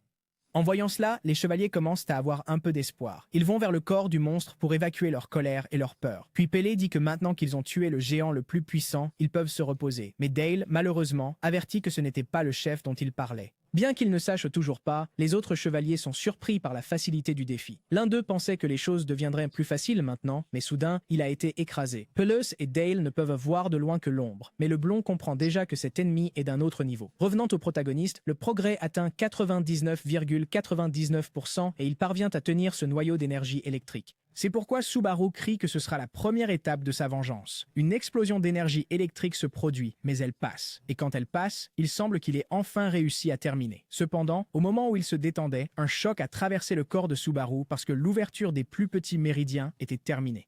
S'il avait été touché une fois de plus par quoi que ce soit d'autre, il serait mort. Mais heureusement, le protagoniste s'est seulement évanoui après avoir terminé la 6e étape. De loin, John est dérangé par le fait que le protagoniste va toujours jusqu'à la limite, car il pense qu'il ne sait pas quand arrêter de transmettre. Lors d'un appel avec les yeux de faucon, les deux disent qu'ils regardaient maintenant le livestream de Subaru. Mais Oki crie par-dessus le patron que le héros va devenir une star, et une star à la fois en tant que joueur et en tant que streamer. Tout comme dans le cas de Narukami Koho qui dit que ce que fait le héros est ce que le public veut parce que c'est plus proche de la réalité. Après tout, le véritable leader des Blue Eyes était un joueur et non un streamer, ce qui signifie qu'ils assisteraient à la naissance d'un nouveau Subaru en direct. Retour à la diffusion du protagoniste. Après un certain temps au sol, il parvient à se relever. Tout son corps souffre de fatigue. Il est à 81 sur 100. Mais les statistiques de Subaru ont augmenté. Et comme il a passé la 6e étape, il a gagné plusieurs crédits de ses spectateurs. Maintenant, le protagoniste en a environ 20 000, ce qui est la moitié de ce dont il a besoin pour augmenter le niveau du pari de la cupidité. Au moins, il a maintenant la clé pour vaincre les géants, un objet appelé la lance de foudre qui est légendaire et que personne dans le chat ne connaît. Même si c'est pour une utilisation unique, c'est quelque chose qui ne se trouve qu'au 8e étage. Par conséquent, le protagoniste le garde pour l'instant, disant que des objets de ce niveau peuvent changer selon les conditions, et commence finalement à se diriger vers l'extérieur de la grotte pour vaincre ces choses. En revenant à l'attaque du village, les chevaliers rencontrent un monstre de la taille d'un bâtiment. C'est le véritable géant qui doit être vaincu, et il est déjà très proche des murs. Le roi des monstres, Grog, hurle très fort. À ce moment-là, un chevalier s'enfuit et Pélis se demande ce qu'il fait. Puis le garçon pleure, disant qu'il les avait avertis qu'il ne connaissait pas l'ampleur du problème. À ce moment-là, il va au pied du monstre, s'agenouille et supplie le géant d'avoir pitié de sa vie. Mais malheureusement pour le garçon, le géant se sent offensé qu'un ver demande quelque chose. Dale va aider son compagnon à se relever et à partir. Il dit aux deux de courir. Cependant, il est resté là trop longtemps, et quand le blond a crié pour essayer d'avertir, Grog les a écrasés tous les deux, les tuant instantanément.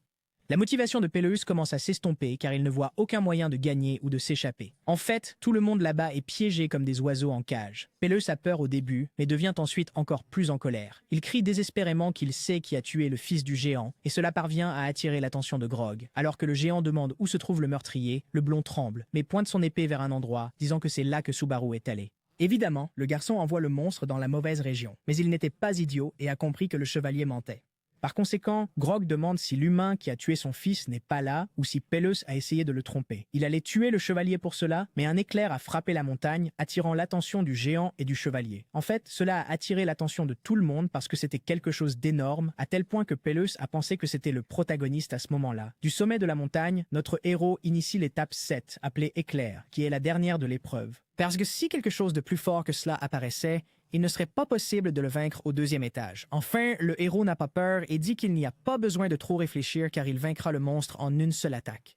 Pour l'instant, Grog est plus fort que le héros, donc il doit attaquer en premier. À ce moment-là, le protagoniste active la lance de foudre, et la puissance est si grande qu'elle change les nuages dans le ciel. La lance crée un ciel orageux rouge avec des éclairs noirs, juste avec 10% de l'activation totale. La fatigue du protagoniste augmente, mais l'objet se matérialise dans sa main. À 33%, il commence à former l'image d'une lance de foudre noire. Mais malheureusement, le pari de la cupidité ne peut pas éliminer les effets négatifs. Subaru comprend qu'il n'a toujours pas la force pour un objet légendaire, et la fatigue atteint 88 avec 50% d'activation. Au bout d'un moment, le protagoniste réalise que le monstre l'a remarqué sur la montagne, mais il était évident qu'il attirerait l'attention après avoir fait tant de bruit. Grog ne prête plus attention à la blonde, car en voyant ces éclairs, il est certain que le meurtrier de son fils est cet homme. Peleus crie, essayant d'attirer l'attention du monstre, mais cela ne fonctionne pas, bien qu'il ait autre chose à s'inquiéter maintenant, car le village était plein de petits géants. Grog se concentre sur cette lumière sur la montagne et pense que son fils a dû beaucoup souffrir.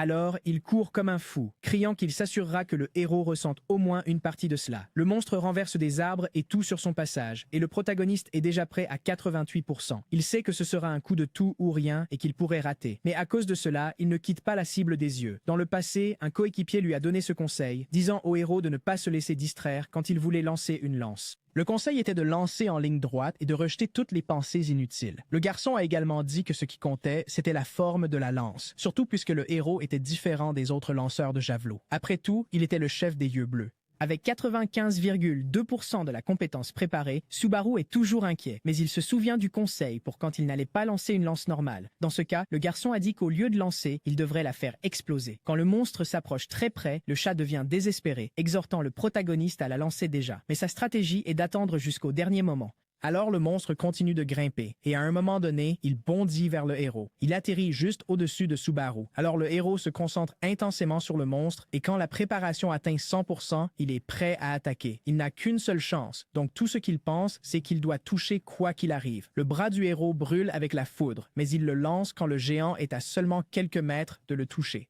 Ainsi, il parvient à empêcher Grog d'esquiver, frappant son front et faisant tomber le monstre instantanément. Lorsque la foudre a frappé le géant, il a explosé, et tout en étant incinéré, Grog a crié le nom de son fils jusqu'à ce qu'il disparaisse. À la fin, tout le monde dans le chat n'arrive pas à croire que Subaru a gagné. Le 7e niveau est terminé et toutes les statistiques du protagoniste augmentent. Ainsi, il reçoit également une récompense appelée Cœur de tonnerre. Subaru est confus, mais cet objet s'active tout seul et fait apparaître une lumière intense. Soudain, le protagoniste ouvre les yeux dans un endroit qu'il ne reconnaît pas et devant lui apparaît l'ombre d'un géant. Il essaie de crier, mais aucun son ne sort de sa bouche. De plus, le corps du protagoniste ne bouge pas non plus. En plus de ce géant, plusieurs autres ombres sans nom apparaissent autour de Subaru, le fixant. Il semble qu'elles essaient de montrer quelque chose au héros, mais sa main commence à briller et un faisceau de lumière éloigne cet endroit. Ensuite, de retour sur la montagne, le système annonce que la mission principale a commencé. Il informe que le héros peut chercher des indices dans le village en utilisant le cœur de tonnerre. Subaru ne comprend toujours pas si c'était réel ou une partie du défi. Quoi qu'il en soit, il s'excuse d'avoir ignoré le chat pendant un moment, et il passe rapidement à la partie importante, qui est d'accepter les crédits qu'il a gagnés. Ainsi, il parvient à rassembler un peu plus de 40 000. Puis, à ce moment-là, le héros fait semblant d'être fatigué et éteint le stream. Dans un bar de la ville de départ, le protagoniste demande si c'est normal de terminer le live comme ça, mais Hatsuka dit que oui. Comme elle l'a mentionné, elle l'informe que son stream a dépassé 3000 spectateurs. Subaru est choqué d'avoir été tellement concentré sur l'examen qu'il ne l'a pas remarqué. Quoi qu'il en soit, la fille dit que pour un examen de débutant, c'est incroyable. Et le héros comprend que couper à un moment important laisse le public curieux d'en voir plus. Subaru surprend la fille en disant qu'il veut voir les récompenses avec les abonnés lors du prochain live pour être authentique. Et Hatsuka commence à penser qu'il a compris le truc, et c'est pourquoi elle l'avertit qu'elle a un cadeau pour lui. Mais un cadeau qu'elle pense que le protagoniste ne peut pas refuser car il est assez spécial. La fille dit au héros de chercher le streamer appelé Hawkeyes, alors il accepte. Dès qu'il entre dans le stream du gars, il vient juste de commencer, et le titre est une spéculation sur le fait que le protagoniste est le deuxième Subaru, ou peut-être l'original. Pendant qu'il passait l'examen, cette personne a également lancé un défi au héros. Après un moment, Wokai dit rapidement qu'il devra expliquer beaucoup de choses. Ce qu'il dit, c'est que le protagoniste est Subaru avec un autre nom, et qu'il en est sûr. Le héros est curieux de savoir si le manager pense la même chose. Quoi qu'il en soit, la fille demande de poser une question qui pourrait être impolie. Elle sait que c'est le devoir du manager de le dire et sait que c'est mal, mais elle ne change toujours pas d'avis. Hatsuka demande pourquoi le protagoniste est un streamer. Elle s'interroge car elle pense que ce n'est pas pour l'argent. Alors il réfléchit un peu, laissant la fille le cœur battant. Mais il dit que c'est effectivement pour l'argent et qu'il n'y a pas d'autre raison. Hatsuka se sent encore plus embarrassée. Elle convient que l'argent est important et s'excuse pour la question. Donc, pour essayer de lui faire oublier cela, elle commence à parler des récompenses. Hatsuka donne des informations sur Hawkeye, comme le fait qu'il soit un contractant de longue date, et expose tout ce qu'ils prévoient ensemble pour l'avenir de Subaru. Il a été décidé que Hawkeye partagerait les bénéfices avec le garçon parce qu'il réagirait à ses lives. Ensuite, Subaru dit joyeusement qu'il n'entend que de bonnes nouvelles dans cette agence. La fille est gênée et il dit que ce n'est pas un bonus normal. C'est pourquoi Hatsuka a demandé si Subaru voudrait travailler avec Hawkeyes. Sur le chemin du retour, la première chose à laquelle pense le protagoniste est qu'il ne devrait peut-être pas continuer à porter le masque tout le temps et qu'il n'a pas besoin de se concentrer sur le désir d'argent. Il se sent embarrassé, mais plus il construit de nouvelles relations, moins il sait ce qu'il doit cacher. Quoi qu'il en soit, pour l'instant, avec ses 40 000 crédits, il augmente la mise de greed au niveau 4. Cependant, maintenant avec seulement 120 crédits, il aura besoin de plus d'argent. Au moins, quand il se couche, il se souvient qu'il aura la collaboration avec Hawkeyes. En parlant de cela, il sort cette fleur qu'il a obtenue du musée, pensant que son compagnon doit déjà savoir. Dans la salle du manager à l'entreprise, elle cache son visage dans l'oreiller, même lorsqu'elle est seule, car pour une raison quelconque, elle a été excitée par ce que Subaru a dit. Son esprit a inventé la raison pour laquelle il voulait de l'argent, que le garçon devait avoir quelqu'un de malade ou quelque chose comme ça. Par conséquent, bien qu'elle soit curieuse, elle a crié qu'elle ne demanderait plus.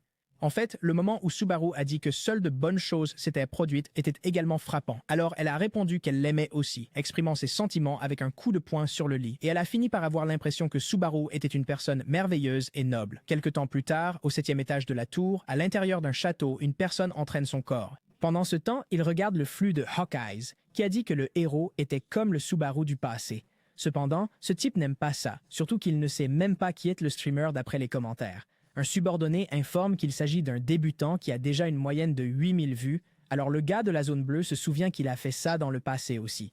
En parlant du joueur, il comprend que Subaru est le gars qui aurait maîtrisé l'électricité. D'après ce qu'il voit dans l'enregistrement du stream, il est d'accord que c'est impressionnant, car cela lui rappelle ce que Sako Shuei disait. Ne laisse pas tes yeux s'égarer lorsque tu lances une lance. Emon explique qu'il a essayé d'apprendre tout du lancier aux yeux bleus. Après tout, tous ceux qui faisaient partie de cette guilde étaient des meilleurs des meilleurs. Pour une raison quelconque, les gens ont oublié que ce n'était pas seulement Subaru qui était un monstre et que leur mort était suspecte. Bokai a continué en disant qu'il n'avait pas besoin d'expliquer davantage. Puis Emon et le subordonné s'énervent, pensant que le streamer essaie de devenir viral. Le joueur éteint immédiatement la télévision et demande pourquoi il devait regarder ce programme. Cependant, le subordonné explique que c'est le chef de la guilde qui l'a demandé. Le tonnerre est le symbole des yeux bleus, et les yeux bleus sont la guilde mère de la zone bleue. Le subordonné dit qu'ils ont réussi à obtenir des informations sur le héros étant fou d'argent. C'est pourquoi il enlève un tissu d'une palette et montre aux joueurs 100 barres d'or. Puis Emon est surpris, non pas parce qu'ils vont dépenser autant pour le contrat, mais parce que Subaru ne veut que du liquide. En revenant au défi du chemin du tonnerre, puisque la ville est détruite, les gens doivent tout réparer. Le blond mène les chevaliers pour aider à soigner les blessés et distribuer des médicaments. Mais ce visage inquiet devient heureux lorsqu'il voit le protagoniste arriver après la bataille. Pelias dit qu'ils étaient très inquiets quand il s'est évanoui devant le village. Puis le héros dit qu'il se sent encore un peu mal, et l'ami comprend. En changeant de sujet, le héros demande à parler un peu, alors le blond suggère qu'ils discutent plus tard. Cela fait penser à Subaru que c'est vraiment agréable, et le chat veut que les deux se marient. De retour dans sa chambre, le protagoniste commence à regarder les récompenses. D'abord, il y avait ce cœur d'électricité qui augmentait la résistance à la foudre et la puissance des attaques électriques. Mais personne dans le chat ne sait si le protagoniste est content ou triste à ce sujet. Subaru resta sans voix, car l'objet était parfait pour un utilisateur d'électricité. C'était vraiment incroyable. Finalement, le blond frappe à sa porte, alors il lui dit d'entrer. Ce qui est différent, c'est que le chevalier entre avec un panier de fruits à la main et demande si le protagoniste s'est bien reposé, comme s'il était sa petite amie. Quoi qu'il en soit, les deux ne touchent pas aux fruits et commencent à parler. Subaru demande si les légendes étaient vraies. Alors le blond dit que, apparemment, oui, et le remercie. C'est pourquoi le héros mentionne qu'il a trouvé quelque chose sur le corps du géant, un objet appelé le cœur du tonnerre, ce qui effraie beaucoup le blond. Subaru demande évidemment si l'ami sait quelque chose, mais il dit non, ce qui, après cette frayeur, ne trompe personne. Pelias essaie de dire que toute sa connaissance vient de légendes, qui sont généralement des mensonges, mais il dit qu'il se souvient bien d'au moins 2 légendes. La première était que le porteur du tonnerre apparaîtrait et vaincrait le géant, tout comme le protagoniste l'a fait en battant leur chef, et la seconde remontait à longtemps, quand les dieux et les géants se battaient pour le tonnerre. C'était plus comme une légende dans les légendes, et elle parlait de la guerre qui a eu lieu où les géants ont été vaincus. Donc, ce cœur de tonnerre du protagoniste a probablement été créé par quelqu'un. Le créateur n'apparaît pas dans les légendes, mais semble avoir un but. Pelias dit que c'est pour que les humains puissent utiliser la foudre et qu'ils en ont besoin pour pouvoir combattre contre les dieux et les géants. C'est pourquoi la blonde croit que c'est un objet pour égaliser les chances. Quand l'histoire se termine, le système annonce que le chemin du tonnerre est terminé. Le héros gagne 17 000 points de réussite qui augmente sa compétence de tonnerre au niveau 3. Son corps commence à briller et le blond devient désespéré. Puis soudainement, le protagoniste disparaît et est téléporté au 3e étage, appelé Ordinal. Il se matérialise là avec une sorte de base de téléportation. Les joueurs voient le protagoniste là-bas, mais en ont assez parce qu'il porte le masque de Narukami. Love ou Hatsuka envoie 1000 crédits pour féliciter le héros, mais il ne répond pas car il se souvient d'un souvenir là-bas. Dans le passé, lorsqu'il est arrivé pour la première fois au 3e étage, c'est là qu'il a rencontré Rina. Elle était gênée parce qu'elle avait perdu ses amis. Alors, elle a demandé si le héros avait vu quelqu'un de grand comme lui, ou peut-être même une plus grande paume. Puis, le héros a dit qu'il avait vu, en pointant vers un coin et en disant « Ils ont dû aller par là ». Rina a couru immédiatement, mais 2 pas en avant, elle était déjà perdue à nouveau et ne savait pas où aller. Voyant cela, le héros a appelé la fille à aller ensemble pour trouver ses amis, ce qui a rendu Rina très heureuse. Mais ce n'était pas comme si le protagoniste avait autre chose à faire. Ainsi, les deux se sont présentés. Mais malgré ce moment agréable, il pensa que s'il n'avait pas aidé, peut-être qu'elle serait encore en vie. Le chat demande ce que ressent Subaru, mais le héros n'explique pas bien, car il se sent très coupable. Donc, juste pour informer que la prochaine diffusion sera avec les Hawkeyes, il termine là. Dans un restaurant au 3e étage, quelqu'un apparaît à la table du protagoniste, après un moment, s'excusant pour le retard. John vient à la place de Atsuka, parce qu'à part quand le système déplace quelqu'un à un étage supérieur, cela prend du temps pour voyager. Quoi qu'il en soit, il se présente comme le directeur de la société de divertissement. Puis le héros dit qu'il a entendu parler de lui par le manager. Normalement, le président laisse ses conversations à Atsuka, mais il voulait voir le héros en personne, surtout puisqu'il était le 2e à rendre la fille si excitée. Et logiquement, John a dit que le premier était Subaru aux yeux bleus. Le président dit que la fille a des exigences très élevées pour s'intéresser à quelqu'un et il demande aussi de poser une question différente. Il demande si le protagoniste est intéressé par une guilde appelée Blue Eyes et il est choqué. À partir de la réaction, le blond réalise que le garçon est intéressé. En fait, c'est l'une des raisons pour lesquelles le président voulait le voir. Et une autre raison était que dans 5 jours, la récompense pour un tournoi au 3e étage serait dévoilée.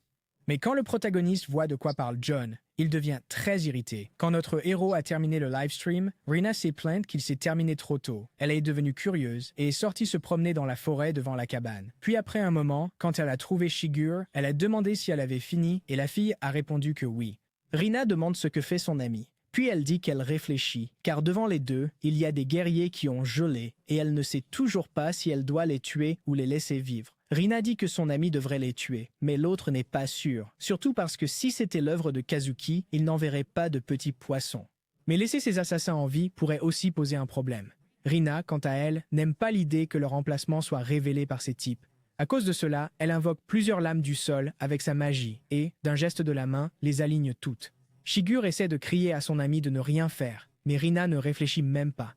Elle lance ses lames sur les guerriers gelés, les détruisant tous, jusqu'à ce qu'il ne reste finalement que quelques morceaux de glace. Brain se dit que ce soit l'œuvre de la blonde ou non, ils ne peuvent pas renvoyer les assassins. Elle dit aussi que l'indécision de son ami est mauvaise et qu'elle doit être plus rationnelle. En changeant de sujet, un message arrive sur le quête de joueur de Shigur. Mais quand Rina voit de quoi il s'agit, elle est d'abord choquée, puis très furieuse. Les deux s'irritent, mais Rina beaucoup plus, surtout parce qu'ils vendèrent les chaussures de Toshiya. Shigur calme son ami en disant que c'est un piège pour les attraper. Certains savent qu'ils sont vivants quelque part, mais même ainsi, ils ne peuvent pas rester sans rien faire. Et Rina comprend ce que dit son ami. Shigur affirme qu'elle n'est pas douée pour faire les choses en secret, mais que son ami l'est. Puis Rina dit que sa collègue parle trop et qu'elle sait déjà ce qu'elle doit faire. Avant, Shigur lui attrape le bras, expliquant qu'elle ne veut pas que la fille y aille imprudemment, car en fait, elle pense qu'il vaut mieux voler quand le gagnant est décidé. Revenant à la conversation avec le héros, ce que John a montré qui a pesé sur l'ambiance, c'était les mêmes chaussures. Il pensait que Subaru serait intéressé et le protagoniste le voulait vraiment, mais pas pour la raison que le président pensait. Dans ce cas, John dit que cela dépendra du résultat qu'il obtient. Le président dit que puisque le héros est un fan de Subaru, ils peuvent créer du contenu en recherchant cet article. Mais le protagoniste pensait seulement qu'il était très audacieux d'utiliser les objets de Toshiya comme prix pour quoi que ce soit. John ne comprend pas toute cette colère du héros et devient inquiet. Puis Subaru dit qu'il suivra l'idée de contenu, ce qui remonte un peu le moral du président. À ce moment-là, le héros se lève en disant qu'il va préparer les choses. Puis John crie de loin qu'il l'encouragera, mais Subaru n'entend même pas car il pense juste qu'il doit obtenir cet objet à tout prix. Dans la chambre du protagoniste, il réfléchit au type d'événement que sera ce tournoi. Subaru pense que ce serait bien si c'était quelque chose d'individuel, mais il sait aussi qu'il ne peut pas être si exigeant. Soudain, Atsuka frappe à sa porte.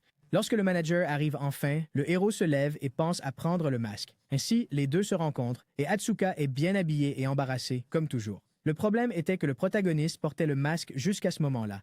Subaru invite la fille à entrer et elle est presque submergée de gêne. Mais pour lui, cela n'a pas de sens de ne pas entrer si c'est pour parler, alors la fille accepte, toujours avec un visage très rouge. À l'intérieur, avant qu'il n'échange quelques mots, Atsuka remarque que sa chambre est assez minimaliste. Elle se sent timide parce qu'il ne dit rien, mais ce que pense le héros, c'est que la mana de la fille est immense et qu'elle n'est pas une manager normale.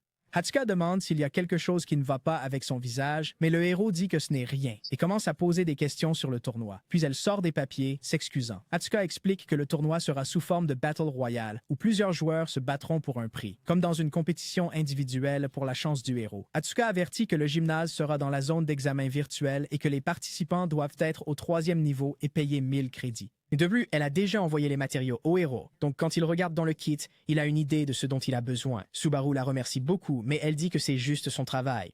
De plus, la fille demande si le protagoniste a entendu le message du directeur. C'est parce qu'il lui avait envoyé un message de la zone bleue. À ce moment-là, le protagoniste se souvient du maudit Kyojo Kazuki et commence à trembler de colère. La fille dit qu'ils veulent rencontrer le héros et qu'ils ont envoyé un email à l'entreprise. Il se probablement vouloir rencontrer le garçon et négocier en offrant de meilleurs paiements. Mais Hatsuka n'en revient pas quand Subaru lui dit de les ignorer.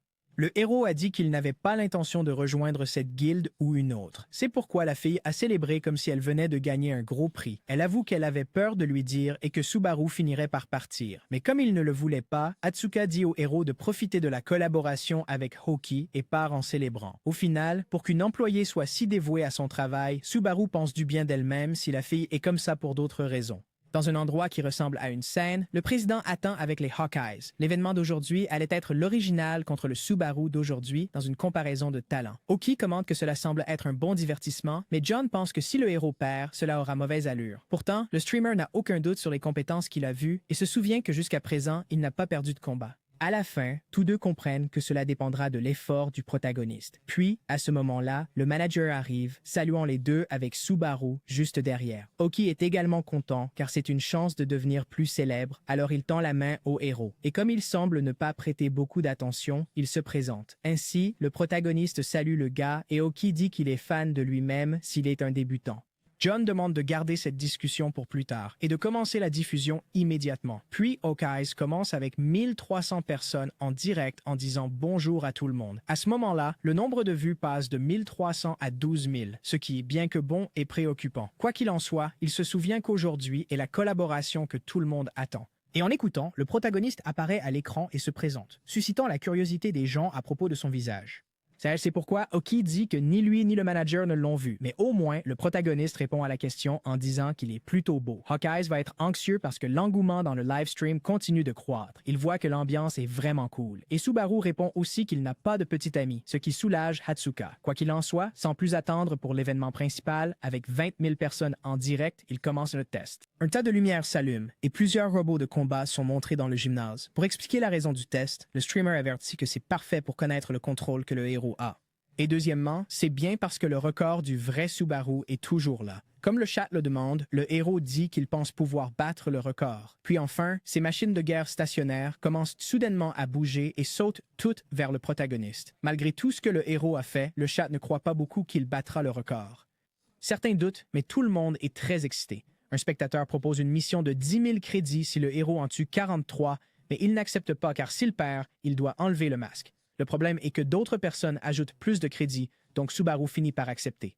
Et comme le livestream est de Hawkeyes, il avertit qu'ils n'ont pas besoin de s'inquiéter car tout ce qui sera gagné ira au héros. Ainsi, il demande au protagoniste de faire attention et commence le spectacle. Ce seront 3 minutes de combat. Et à ce moment-là, plusieurs machines tueuses sautent sur Subaru. Il active son pouvoir de tonnerre et commence à en vaincre plusieurs à la fois, puis attrape la tête d'une machine et l'écrase au sol. Tout le monde est choqué que le héros élimine l'ennemi sans avoir besoin d'utiliser l'épée, mais il dégaine l'épée démoniaque et parvient à en abattre une demi-douzaine en une attaque. Le chat est stupéfait, mais les machines continuent d'apparaître et de foncer sur le protagoniste. Après 1 minute des 3 minutes, il saute par-dessus les ennemis comme il le faisait autrefois. Alors, dans une bataille aérienne, il saisit l'épée démoniaque, canalise le pouvoir de la foudre dedans et frappe le sol, envoyant toutes les machines à proximité voler au loin. En moitié moins de temps, le héros a déjà réussi à en tuer 26, ce qui était assez proche de la 2e place. Puis le chat a commencé à pleurer sur les crédits qu'ils allaient en perdre. Sur le tableau de bord, avec 13 secondes restantes, Subaru a 41 éliminations et il continue de vaincre ses machines. Avec une attaque d'épée de plus, il atteint 42 éliminations, mais il se fatigue. Et avec seulement 3 secondes restantes, il sait qu'il doit continuer. Alors, le garçon utilise toute la force qu'il a et vainc un ennemi de plus. Ainsi, le temps s'écoule et le tableau d'affichage de la salle de sport montre 43 éliminations. Le défi se termine. Et bien que le héros n'ait pas tué davantage, puisqu'il a égalé le record, il monte maintenant au sommet. C'était un moment historique, donc le stream avait déjà 40 000 spectateurs. Oki sort en courant, incapable de croire que le protagoniste a égalé. Il s'évanouit presque d'excitation et le chat commence à respecter davantage le héros. De plus, il respecte aussi Oki davantage en voyant qu'il n'est pas un flagorneur. Quoi qu'il en soit, le streamer annonce à nouveau qu'il diffuse sur son profil. Mais soudain, Reinhardt envoie un cadeau de 10 000 crédits et cela rend tous les spectateurs, à part les Hawkeyes, complètement fous. Oki peut à peine le remercier correctement d'avoir un classé regardant son live et Subaru se souvient de qui il est. Dans un autre cadeau, le ranker envoie un message disant qu'il regarde toujours les streams du héros. À cause de cela, le protagoniste pense que son père a dû découvrir ce qu'il a fait. Mais en continuant, Reinhardt demande si le garçon est intéressé à faire une collaboration. Il y a un silence lorsque cette proposition arrive. John et Hatsuka font signe au protagoniste d'accepter, mais il refuse, disant qu'il doit se concentrer sur ses objectifs pour l'instant, ce qui manque de peu de provoquer une crise cardiaque chez tout le monde. Après avoir dit cela, Subaru change de sujet, demandant à son ami de nettoyer le désordre, et part sans rien dire de plus. John et Hatsuka demandent pourquoi le protagoniste n'a pas accepté. John explique que collaborer avec des rankers de ce niveau est quelque chose qui n'arrive presque jamais. Cependant, le protagoniste dit que si c'est vraiment si important, il en deviendra un et il y a de nouveau un silence gênant. Oki dit rapidement que tout était très bien et qu'il enverra de l'argent au garçon, mais il demande aussi de poser une question. Le streamer commente que Subaru ne semblait pas aussi bien que les fois précédentes, donc Subaru est surpris qu'il l'ait remarqué. Et comme il n'y avait aucun moyen de s'échapper, il explique qu'il ait gagné ou perdu, il était fichu. En fait, l'objectif du live était de grandir davantage, mais battre tous les records n'était pas bon. S'il avait gagné, il aurait acquis une célébrité rapide, mais la rivalité serait morte. Maintenant, s'il avait perdu, les gens diraient que Subaru était un vantard. C'est pourquoi le héros cherchait un résultat qui ne causerait aucun problème. Rester sur la ligne de crête était ce qu'il pensait être le mieux. Ainsi, Oki demande si le protagoniste aurait pu battre le record. Mais Subaru décide aussi de laisser ses amis curieux. Après tout, il ne pouvait plus changer le résultat et cela dépendrait maintenant de la façon dont les gens l'interpréteraient. Chez le classé, il devient furieux et frappe sa propre table. C'est le numéro 121, le classement appelé Reinhardt, le chef de la guilde du Lion d'Or. Dès que les yeux de Faucon terminent le live, un subordonné entre effrayé, demandant si quelque chose ne va pas. Alors le blond prévient qu'il est furieux contre ce novice Subaru. Reinhardt informe que le garçon a simplement refusé son offre. Il avait l'intention de le vaincre devant tout le monde et de mettre fin à ses rumeurs. Reinhardt ne se soucie pas du tout des crédas qu'il a perdus. C'était plus une question de fierté. Quoi qu'il en soit, le subordonné prend le kit de joueur du maître et le lui rend. Ensuite, le blond demande à propos de l'autre chose qu'il a demandé. C'était à propos d'Isaac, et il le cherchait encore, mais il avait déjà disparu il y a quelques jours. À cause de cela, le classé attrape le subordonné par la gorge et le soulève du sol avec force. Puis il demande si le sbire essaie aussi de se moquer de lui. Le subordonné perd presque connaissance et à la dernière seconde, le ranker le jette contre un mur. Ainsi, le garçon tombe au sol très blessé. Mais Reinhardt continue de demander s'il va se plaindre. Par conséquent, à ce moment-là, le garçon s'agenouille, suppliant une autre chance. Le lendemain, Hatsuka appelle le patron et semble assez fatigué. Lorsqu'il répond, elle dit bonjour, mais John commence immédiatement à l'insulter parce que la fille ne peut pas cacher sa voix peu enthousiaste et avoir une conversation importante en ce moment. John parle sans arrêt, mais la fille aborde rapidement le sujet de la collaboration avec Reinhardt. Elle demande s'ils ont vraiment besoin de le faire, mais l'opinion du patron est très claire. Hatsuka doit essayer de le convaincre. Honnêtement, John dit que l'état d'esprit du protagoniste est bon pour un joueur, mais la fille raccroche car elle a déjà pris sa décision. La fille ne peut s'empêcher de penser que ce sera une bonne opportunité pour le héros, alors elle veut essayer de le convaincre. Quand la sonnette retentit, le protagoniste ouvre la porte en ayant l'air d'avoir un visage propre, mais en réalité, il porte toujours le masque. Subaru demande si la fille veut voir son visage, puis elle dit non, mais commence à parler tellement qu'on dirait que oui. C'est pourquoi le héros demande pourquoi tout le monde est si obsédé par Subaru. Hatsuka répond que c'est peut-être parce qu'il est né avec un mauvais statut ou simplement parce qu'il est gentil, mais aussi parce qu'il était leur espoir. La fille explique que le protagoniste ne le sait peut-être pas, mais la première fois qu'il a gravi la tour, il n'y avait rien. On ne voyait que des monstres partout, pas d'argent ni de nourriture, et c'était un miracle de survivre. Mais quand une personne montait, elle gagnait des crédits, et peu à peu, l'humanité a changé l'endroit.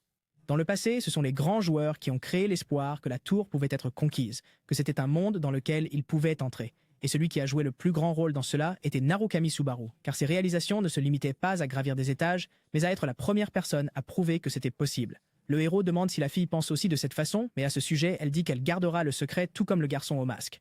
Quoi qu'il en soit, Subaru s'excuse de parler là, invitant la fille à entrer. Mais elle devient très embarrassée, dit qu'elle s'en va, et cette fois, elle le fait vraiment. Finalement, elle n'a pas pu parler à Subaru de la collaboration, mais elle était beaucoup plus timide parce que le garçon l'invitait à entrer à chaque fois. Quelque temps plus tard, le héros passe en direct et immédiatement, un tas de gens lui envoient des messages payants à propos de collaboration. Les gens veulent aussi savoir quelle faction il choisira au 3e étage, payant essentiellement pour obtenir de bonnes informations. Au début du test du 3e étage, le système vous laisse choisir entre le royaume ottoman et Conrad. La faction change tout à cet étage car chaque royaume déteste l'autre. Alors le héros choisit le royaume de Conrad que 3% des joueurs choisissent. Dans la zone de repos des mercenaires de Conrad au 3e étage, le protagoniste entre et il se concentre immédiatement sur lui. Un tyran attendait de trouver un nouveau pour l'embêter. Alors il s'approche du héros et le bouscule à l'épaule. Le problème est que celui qui recule est le type et il manque de tomber par terre comme s'il avait heurté un mur.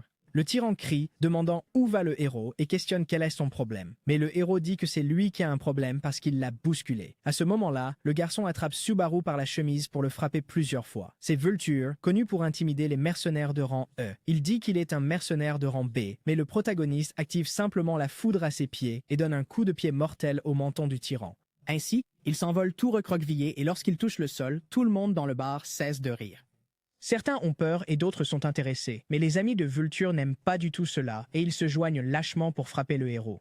Le problème est que quelques faibles de plus ne font pas de différence, alors Subaru botte les fesses de tous. À la fin, la personne qui était intéressée est venue féliciter Subaru et il s'est également présenté comme Raymond, qui est un examinateur de rang A. L'homme demande ce que le héros a fait, mais comme il est un mercenaire de rang E, il dit pas grand-chose. Le test du 3e étage consiste à accomplir diverses missions en tant que mercenaire et à gagner 10 000 points AP. Le problème est que terminer une mission de rang E rapporte à peine 50 de ses points, donc les joueurs y passent un an. Raymond réalise que le protagoniste vient d'un autre monde et dit qu'il n'y en a pas beaucoup ici. Même ainsi, il dit qu'il ne peut pas accorder de traitement spécial au garçon, surtout puisqu'il part. Subaru, cependant, connaît un moyen de réussir plus rapidement qu'il veut tester maintenant. Il dit qu'il peut réaliser les rêves de l'homme et explique qu'il parle de faire en sorte que la grotte du tonnerre appartienne au Conrad. Raymond crie immédiatement parce que seuls les mercenaires de rang A prennent des missions là-bas. Mais le héros sait que c'est aussi une bataille de fierté entre les deux royaumes.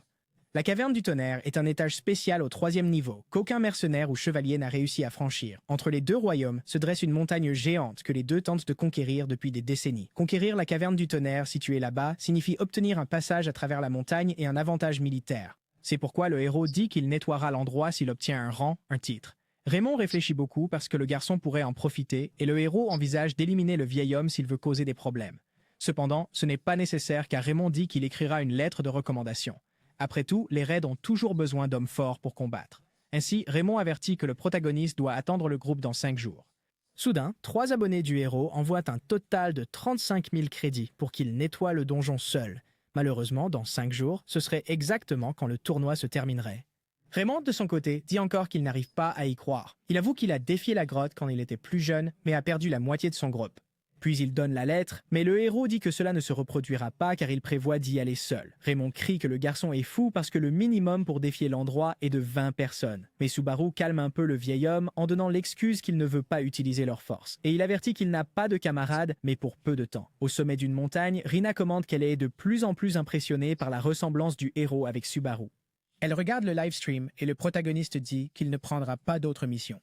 En fait, il dit qu'il va arrêter de streamer pendant un moment, et il s'éteint simplement quand Rina appréciait de regarder en montant au 3e étage. Mais elle trouve ça aussi amusant, parce que le vrai Subaru ferait la même chose. Il fait simplement ce qu'il veut, exactement comme si son ancien leader était un streamer. Et comme il a appris d'une manière ou d'une autre que le héros participera aussi au tournoi, il pense que c'est bien d'avoir une discussion, et espère évidemment qu'il n'arrivera pas à obtenir l'objet.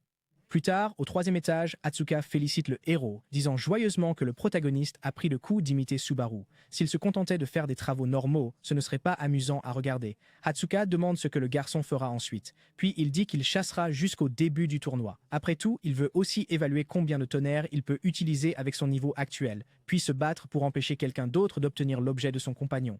Dans l'après-midi, Jinzaki Naoto de Blue Zone cherche Subaru, très irrité de devoir lui parler. Il se moque que le garçon ait conquis le tonnerre parce qu'il ne voulait même pas être à cet étage. Quoi qu'il en soit, quand il entre dans un bar, c'est John qui l'attend, assis avec une bonne bière. Les deux s'assoient pour parler et le président dit qu'il sait que Jinzaki veut un contact avec l'un de ses streamers. Jinzaki, pour sa part, devient furieux juste parce que le protagoniste n'est pas là. John avertit qu'il s'occupe de ses propres affaires, mais le gars de la Blue Zone ne pense pas qu'il y ait quelque chose de plus important que sa guilde. Quoi qu'il en soit, le président lui rappelle la déclaration faite par le héros. En fait, Ginzaki voulait lui parler personnellement pour mieux négocier, mais il commence à penser que c'est John qui rend la rencontre difficile. Ginzaki frappe sur la table, disant qu'il peut voir quand quelqu'un veut garder la poule aux œufs d'or. Mais il affirme que le héros sera mieux dans une grande guilde plutôt qu'en streaming. Le problème est que John n'est pas d'accord sur ce point, surtout puisqu'il connaît Ginzaki pour poursuivre les joueurs qui travaillent en streaming. Ginzaki essaie de dire qu'il ne veut pas faire de Blue Zone un ennemi de Sutton, mais John avertit qu'il priorise leurs employés et leurs décisions avant tout. Pour un homme adulte, Ginzaki dit que le président est très naïf. Cependant, John rétorque en disant que dans ce monde, il y a des gens qui ne sont pas intimidés, et en montrant un peu de son aura, il dit au jeune homme de partir. Ginzaki ressent immédiatement la pression du pouvoir du président et se lève, tremblant un peu. Il crie que John ne peut pas simplement lui ordonner de partir comme si de rien n'était, et le président ne s'en soucie pas du tout. C'est pourquoi Ginzaki avertit qu'il fera regretter le vieil homme, mais John se moque même de lui, disant qu'il est mort de peur. 3 jours plus tard, au 3e étage, dans le nid des serpents du ciel, un grand désordre se produit à cause du héros. Sans avoir besoin de porter le masque, il chasse l'un des plus grands serpents du nid. D'une seule attaque, il ouvre un trou dans la bouche du monstre, le faisant crier de douleur. Ensuite, le héros revient à son épée et, disant qu'il a déjà assez testé, avance en disant qu'il va finir cela rapidement.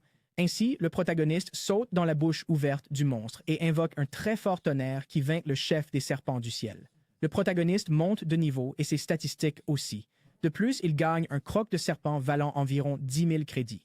Subaru est maintenant au niveau 35. Il a monté de niveau 9 fois en 3 jours, ce qui est très bien. Pour cette raison, il se souvient maintenant qu'il avait quelque chose à résoudre. Le lendemain, Hatsuka salue joyeusement le protagoniste. Alors il s'assoit, demandant si quelque chose de bien est arrivé. La fille dit oui, rayonnante de joie, mais le protagoniste ne comprend toujours pas de quoi il s'agit. Enfin, il se souvient que c'est à propos de la collaboration et s'excuse. Hatsuka ne blâme pas le héros de refuser parce que c'est aussi quelque chose que Subaru ferait, mais si le but est d'être égaux, elle remet un document indiquant la seule différence entre les deux.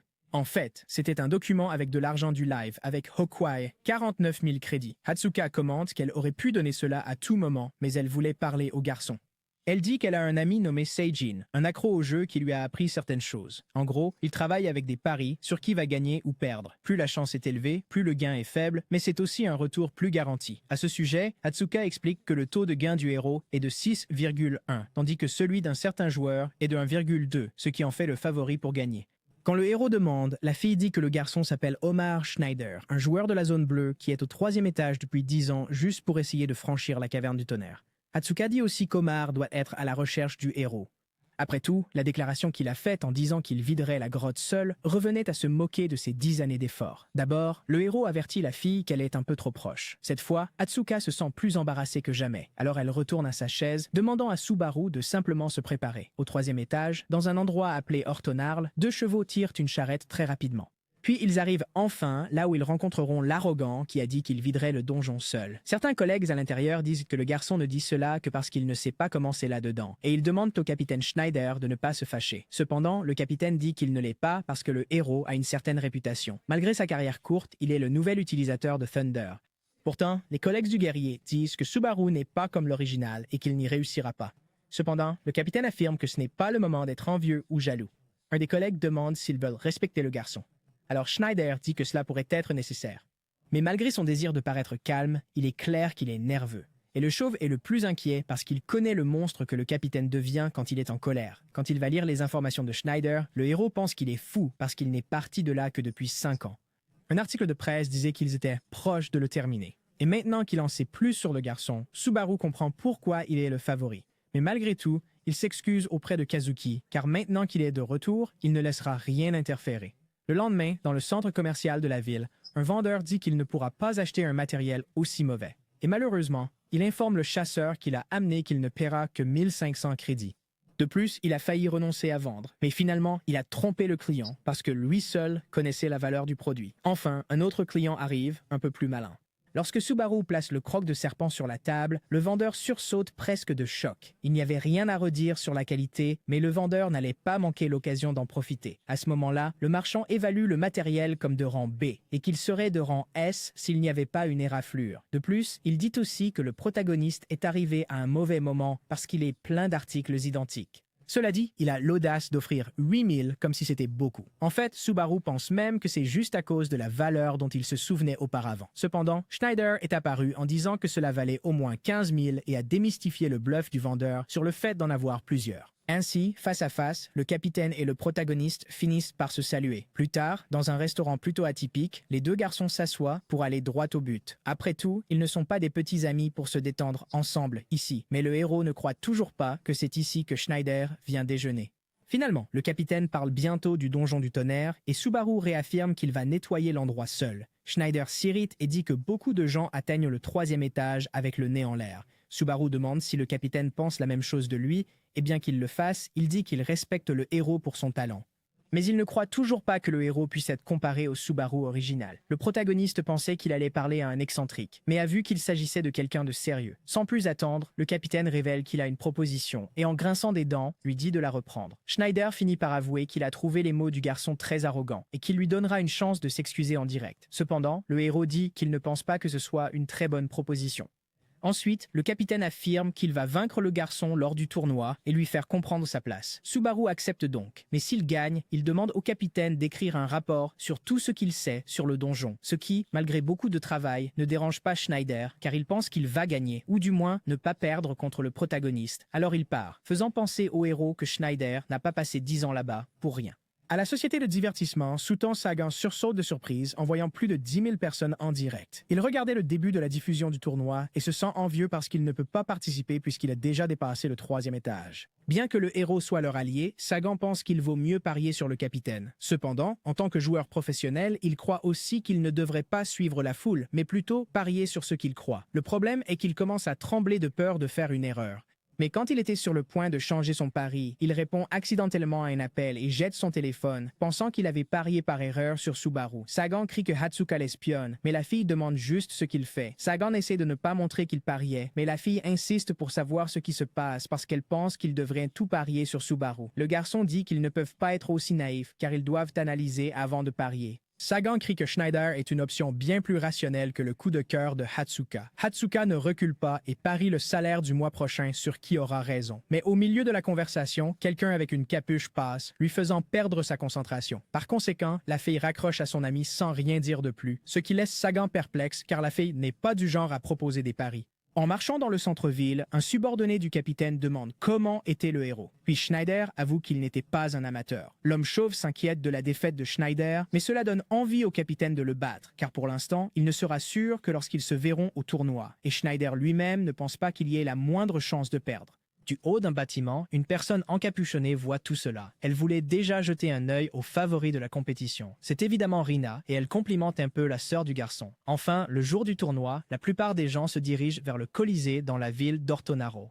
Notre héros est déjà à l'intérieur du Colisée et très proche de la porte d'entrée. Puis il montre enfin son visage à l'intérieur et voit qu'il y a un immense public qui regarde. Apparemment, les gens ne savaient pas que le garçon participait. Ils voulaient voter pour lui pour la 2e place, mais soudain, le premier est apparu. Avec sa lance sur le dos, le capitaine se prépare et tout le monde l'acclame, montrant qu'ils sont de grands fans de lui. Aucun de ces centaines de personnes ne crie le nom du héros, seulement celui de Schneider. Et au moment où il lance des feux d'artifice, une femme apparaît avec patience. C'est Mizuha de la Guilde de la Zone Bleue, qui sera la présentatrice de la compétition.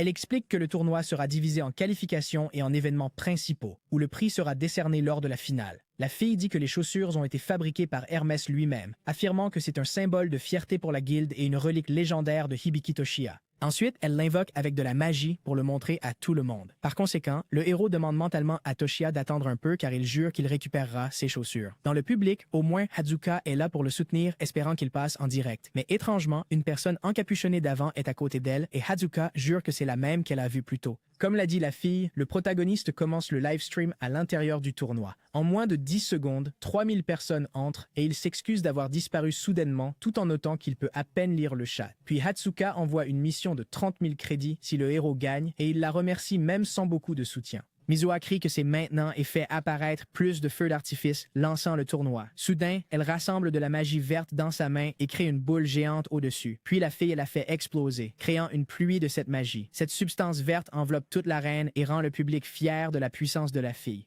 Essentiellement, la fille a transformé le jour en nuit d'un geste de la main. C'est donc dans cette obscurité que commencent les éliminations. Le système de défi avertit que si vous mourrez, vous êtes éliminé et que le tour se terminera lorsqu'il restera 1000 survivants. Il précise également que tout le monde est un ennemi et que le jeu commence avec 10 000 participants.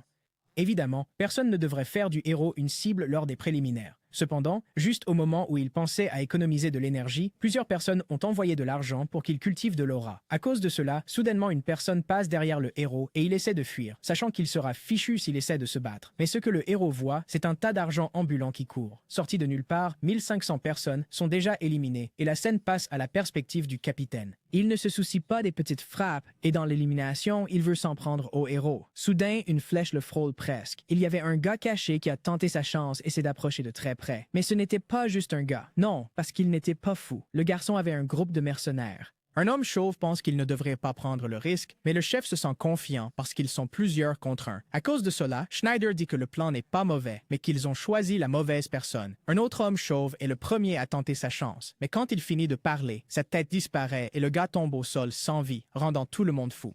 Personne n'a réussi à voir comment le capitaine a frappé l'homme chauve avec la lance. Mais maintenant, Schneider ne veut pas savoir parce qu'il a vu beaucoup de durs comme eux. Et maintenant, il est impatient de montrer ce qui se passe quand ils s'en prennent à lui. En une attaque, un autre mercenaire est explosé. Puis il avertit que les astuces ne fonctionnent pas dans la tour. Et il avertit que la seule chose qui protège les gens est leur propre force, laissant les ennemis terrifiés. L'image du capitaine est ce qui est diffusé aux spectateurs. Il tranche plusieurs mercenaires d'un seul mouvement. Certains disent à leurs collègues de ne pas fuir car ce n'est qu'un examen, mais personne n'écoute.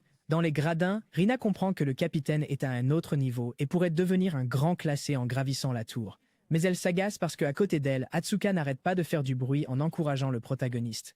Alors que Rina devient curieuse, elle voit que c'est le live stream de Subaru et engage la conversation avec la fille. Comme elle porte le même masque que le héros, Rina explique qu'elle est fan. Puis Atsuka commente qu'elle l'est aussi et la salue. Mais bien sûr, elle demande aussi le nom de la fille à Capuche. Lorsqu'il ne reste plus que 1300 survivants, le chat met à jour le héros en disant qu'il a déjà fait 97 victimes. Le temps est presque écoulé, et il a gagné 200 crédits pour chacun qu'il a vaincu. Mais maintenant, une idée vient à l'esprit du héros, une idée pour faire du bruit afin d'essayer d'attirer plus de joueurs. Alors, en utilisant son épée et le pouvoir de l'électricité, il abat tous les arbres autour pour montrer sa position, et il coupe aussi le sol en enlevant l'endroit où il se tenait. À cause de cela, là où se trouve le capitaine, il entend du bruit, et après avoir fini ses mercenaires, il parvient à trouver le protagoniste. Mais le héros dit que c'est lui qui a trouvé le capitaine en premier. Dans ce cas, Schneider dit qu'il veut régler leurs différends maintenant au lieu de le laisser pour plus tard. Et comme quelqu'un offre 10 000 crédits pour que le héros batte le capitaine, Subaru se prépare aussi à se battre. Il reste maintenant 202 personnes avant la fin des préliminaires, alors Schneider lance rapidement une attaque de lance pour toucher le héros. Il rate mais détruit tout sur son passage, disant qu'il y a encore beaucoup de temps pour que les deux se battent. Subaru montre un peu d'inquiétude car ce coup n'utilisait que la force physique, donc il sait que s'il est touché, il mourra et que la lance atteint une très longue distance. Lors d'une deuxième attaque du capitaine, le protagoniste se prépare et utilise l'épée démoniaque pour augmenter toutes ses statistiques. Avec cela, il parvient non seulement à se défendre, mais aussi à esquiver le coup et à continuer d'avancer. Mais Schneider se rapproche également et essaie de frapper le héros plus rapidement. Heureusement, il esquive. Mais alors qu'il était sur le point d'essayer de passer derrière le capitaine, il est attaqué encore et encore. Lorsque le protagoniste riposte, il repousse l'ennemi, le faisant traîner sur le sol. Ensuite, les deux prennent un peu de distance. Schneider demande pourquoi le garçon n'utilise pas Thunder, mais le héros répond que cela n'en vaut pas la peine, surtout puisqu'il va finir le combat rapidement. Schneider trouve cela très arrogant de la part de Subaru de penser qu'il peut le vaincre ainsi et crie, demandant si le garçon veut gagner du temps. Pour empêcher le jeu de se terminer prématurément, le capitaine essaie d'éliminer le héros immédiatement, mais le protagoniste se défend, demandant ironiquement si Schneider utilisait déjà toute sa force, ce qui ne fait que l'irriter davantage. Cependant, le nombre de survivants atteint 1000 et les préliminaires se terminent. Alors Schneider demande au héros d'attendre un peu plus longtemps et les deux se rendent dans la salle d'attente. Dans cette salle, le système explique qu'il y aura une pause de 30 minutes. Les mains du protagoniste tremblent un peu après avoir encaissé ce dernier coup. Puis il réalise qu'il a sous-estimé le capitaine. Il y a quelques jours, Atsuka a dit qu'à partir du moment où un streamer avait 10 000 spectateurs en direct, il pouvait en vivre. Et maintenant, le héros a ce nombre de spectateurs grâce à Schneider. Mais parler du capitaine l'inquiète aussi car il n'a pas réussi à nettoyer le donjon. De retour dans cette cabane forestière, déjà en plein jour, Shigur traverse une crise existentielle due à l'ennui. Mais il se plaint aussi beaucoup qu'une personne comme Schneider soit encore coincée au 3e étage. Plus l'étage est bas, plus il est difficile de surmonter la différence de niveau, même si Subaru a Thunder. Et Shigur sait que les choses peuvent changer avec le talent brut. Mais d'après ce qu'il voit, il ne pense pas que cela changera. Pendant son temps libre, le protagoniste échange tous les crédits et en utilise 80 000 pour augmenter le niveau du pari de la cupidité. Ainsi, il élève la compétence au niveau 5 et au rang B. Mais comme ces choses ne sont pas visibles pour le public, cela suscite leur curiosité.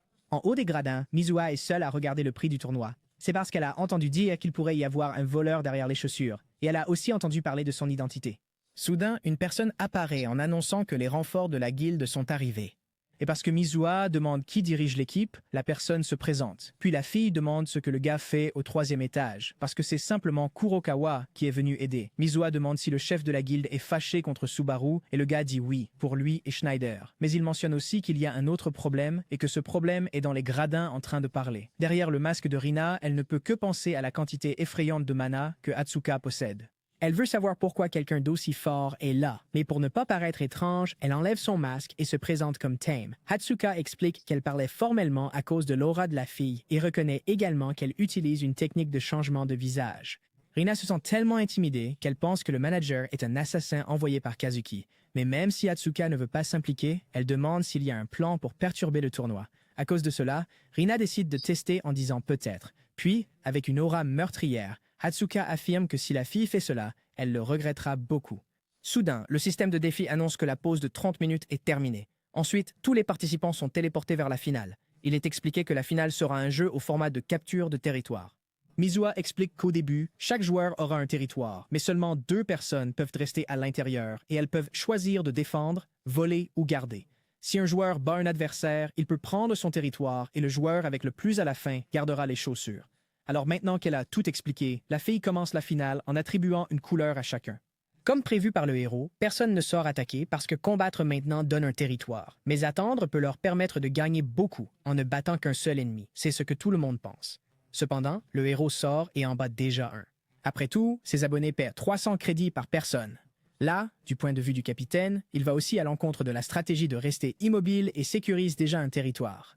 Le joueur du bloc adjacent panique, mais il ne peut même pas fuir la lance. Ainsi, en quelques secondes, Schneider élimine au moins 10 concurrents du jeu et il continue de chercher Subaru jusqu'à ce qu'il regarde un peu plus loin et trouve ses territoires jaunes. Au milieu de tout ce chaos, les 2 joueurs ignorent tout et se concentrent uniquement l'un sur l'autre. Mais Subaru tourne le dos et s'éloigne, ce qui pousse Schneider à crier après le garçon, le traitant de lâche. Les fans du héros s'énervent pour le protagoniste, mais il avertit qu'il s'en occupera plus tard car il a encore besoin de plus de crédits. Notre héros continue de cultiver des territoires et est surpris de la faiblesse des joueurs au 3e étage. Puis soudainement, un joueur nommé Don Chao entre dans son territoire. Ce joueur était ce subordonné chauve du capitaine. Don Chao dit qu'il aura des ennuis plus tard pour avoir botté les fesses du héros là-bas et le chat informe Subaru que le type chauve vient de la zone bleue. Le chauve n'hésite pas et saute sur le protagoniste.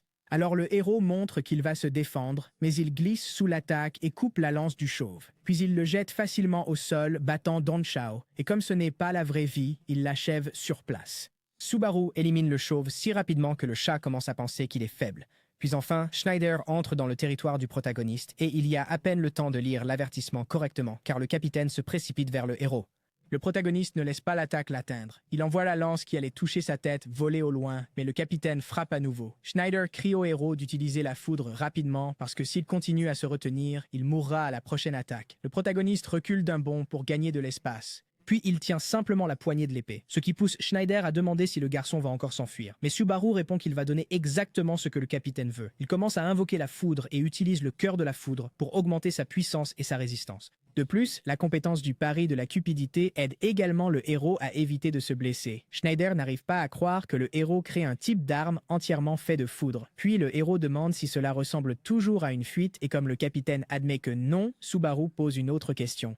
Cette fois, il se demande si, à sa place, Schneider veut s'enfuir de là. Cependant, en pensant que s'il peut survivre à cela, il gagnera. Le capitaine dit non. Il y a quelque temps, le chauve a demandé à poser une question délicate. Il a demandé pourquoi le patron était si obsédé par la grotte du tonnerre alors qu'il avait déjà la force de partir. Mais Schneider lui-même ne pouvait pas répondre correctement et a dit que les gens comme lui oublient généralement les raisons de leur fixation. Cela pourrait être une conviction ou une obsession, mais au moins le capitaine était sûr que sa vie changerait à cause de cela. Et cette raison était suffisante pour ne jamais vouloir abandonner. De retour à son combat avec le protagoniste, le garçon fait tourner la lance pour gagner de la vitesse et il pense que Subaru pourrait finir par devenir sa deuxième obsession jusqu'à ce qu'il se lance pour l'attaque finale. Et en respect pour les 10 années d'efforts du capitaine, Subaru attaque également sans retenue. Ainsi, les deux se rapprochent et leurs coups s'entrechoquent. Utilisant toute leur force, l'impact crée une explosion dans l'arène qui détruit tout. Mais au lieu de l'aura destructrice violette du capitaine, c'est celle jaune des protagonistes qui reste. En revenant vers le public, les filles cessent de parler car elles se sentent étranges. Rina devient très méfiante envers Hatsuka, mais la fille révèle d'elle-même qu'elle cherchait des ennuis parce qu'elle était la manager de Subaru.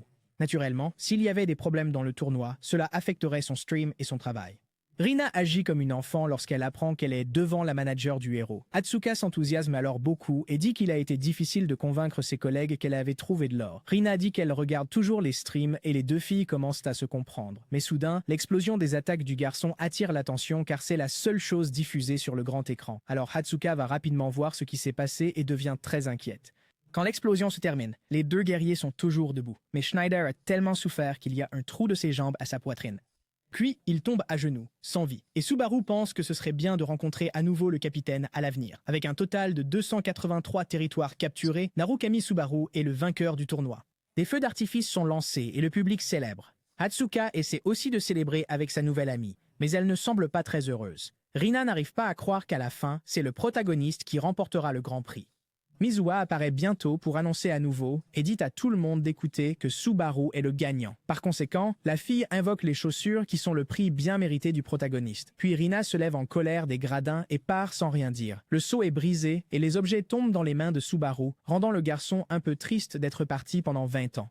Il y a 20 ans, un jour normal, Toshiya criait de colère parce qu'il avait perdu ses chaussures. Un camarade de classe a demandé pourquoi le garçon était si irrité et a dit qu'il était agaçant, mais il portait les petites chaussures sur ses grands pieds. Ayant déjà dit de ne pas les toucher, Toshiya a donné un coup de pied à son ami, faisant rire tout le monde, y compris Subaru. Dans le chat, certaines personnes disent que le héros devrait vendre parce qu'il est mercenaire, mais il dit qu'il ne le fera pas, laissant l'autre perplexe. Mizuha explique que Subaru pourrait gagner quelques bons millions avec ça, mais le héros maintient ce qu'il a dit. À ce moment-là, tout le monde commence à faire une offre et quelqu'un dans le public propose même 4 millions de crédits.